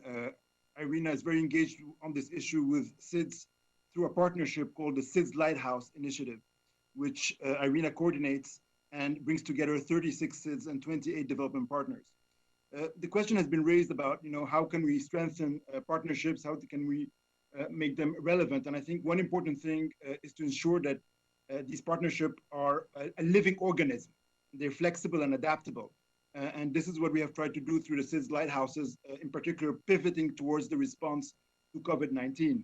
And how can we work with countries to harness renewable energy for a sustainable recovery? In fact, on 1st of June, we did a high-level dialogue with the AOSIS, Alliance of Small Island States, exactly on this issue. And we had many ministers from SIDS and development partners who discussed this. And I think actually it was one of the few international meetings dedicated to SIDS and renewable energy and COVID. The issue of finance has been mentioned also. It came out also in that dialogue. The UAE mentioned it in particular. And I want to just also mention another partnership that is relevant in this context, which is the Climate Investment Platform that Irina has put together with UNDP, Sustainable Energy for All, in cooperation with the Green Climate Fund, and was launched at the Climate Summit last year. The idea in our side is to have investment forums to increase investments in renewables and SIDS. And we hope when travel restrictions are lifted next year that we'll be able to have them, particularly in the Caribbean and the Pacific, and we're making good progress to mobilize investments through this initiative, and this is particularly something of interest to SIDS. SIDS have finally been very clear that we should not forget, also in the context of climate recovery, climate ambition, and we're working also with SIDS in that context to enhance NDCs and in terms of renewable energy in particular. The SIDS Lighthouses is the implementing framework of the SIDS Energy Transition Initiative launched at the Climate Summit. So this is also something very much we are working with in collaboration with UNDP and its climate promise. We would finally like to just thank our development partners who have been supporting the SIDS Lighthouses, particularly Denmark, Norway, and Germany. So my message, we need to be flexible, adaptable, respond to new priorities such as COVID-19, but also not forget the climate agenda and taking it forward. And we're very happy to work with the United Nations and all of you in continuing to push this forward. Thank you. Thank you very much. Thank you very much. We are really running at a late hour. So I'm going to ask Mr. Ugozoni to just give us a brief 1 minute, 1.5 minute statement or question, and then I will have to close the meeting. And it's been a very rich meeting. Mr. Ugozoni, please.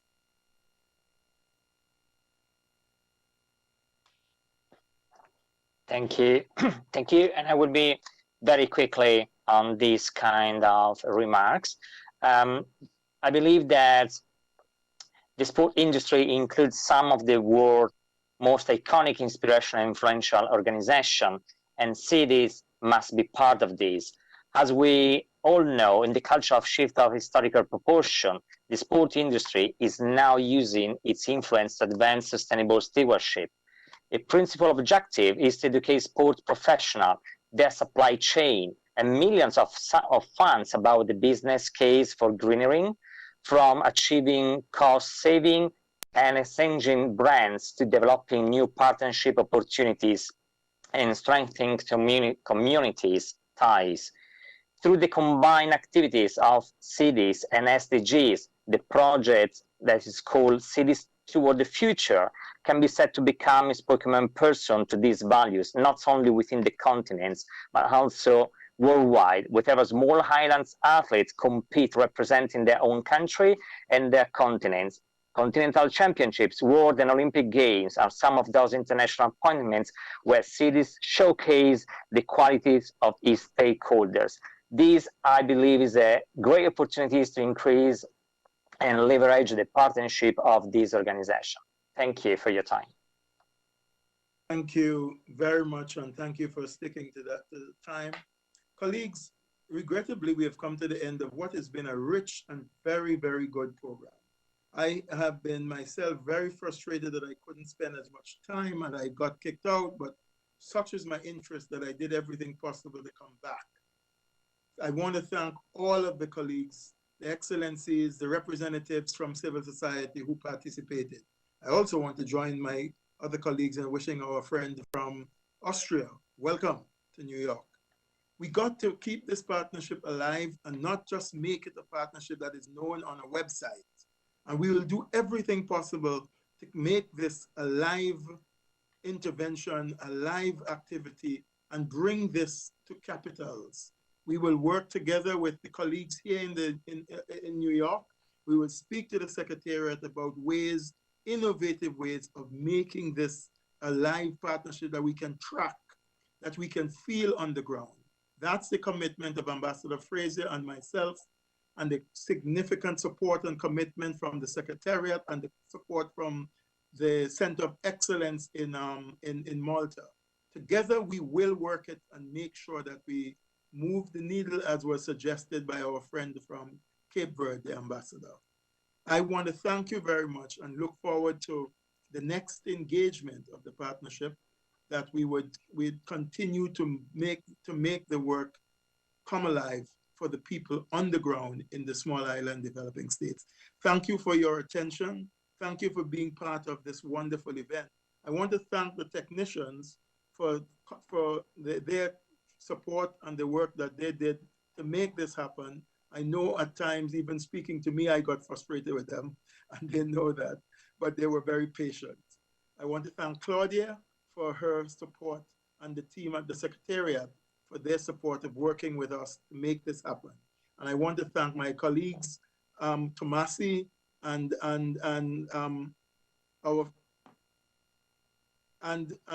Francesca. I will now pass it over to, well, Ambassador Fraser is not here, but I will pass it to Francesca for her to say a final 2 words on behalf of Ambassador Fraser as we come to the end. Thank you, Ambassador Webson. I do share your sentiments. I also believe this was a very interesting and insightful dialogue. And on this note, I wish to thank everyone for their participation. We do look forward to making the best possible use of this opportunity that we have been afforded to, together with Antigua Barbuda as co-chairs of the steering committee on SIDS partnerships. To this effect, we have taken due note of the themes and issues that have been raised and discussed, which has really given us much food for thought as to the pressing issues and the most relevant work that we can take forward during the course of our tenure.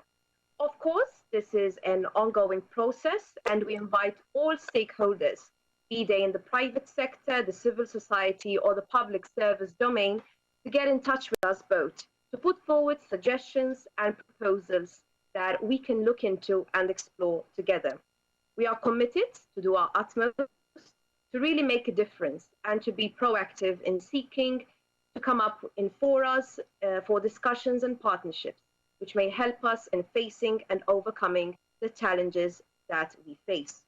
In particular, we are most interested in exploring the possibilities for training and capacity building in specific niche areas that may be identified as having a direct bearing on the fulfillment of the SDGs.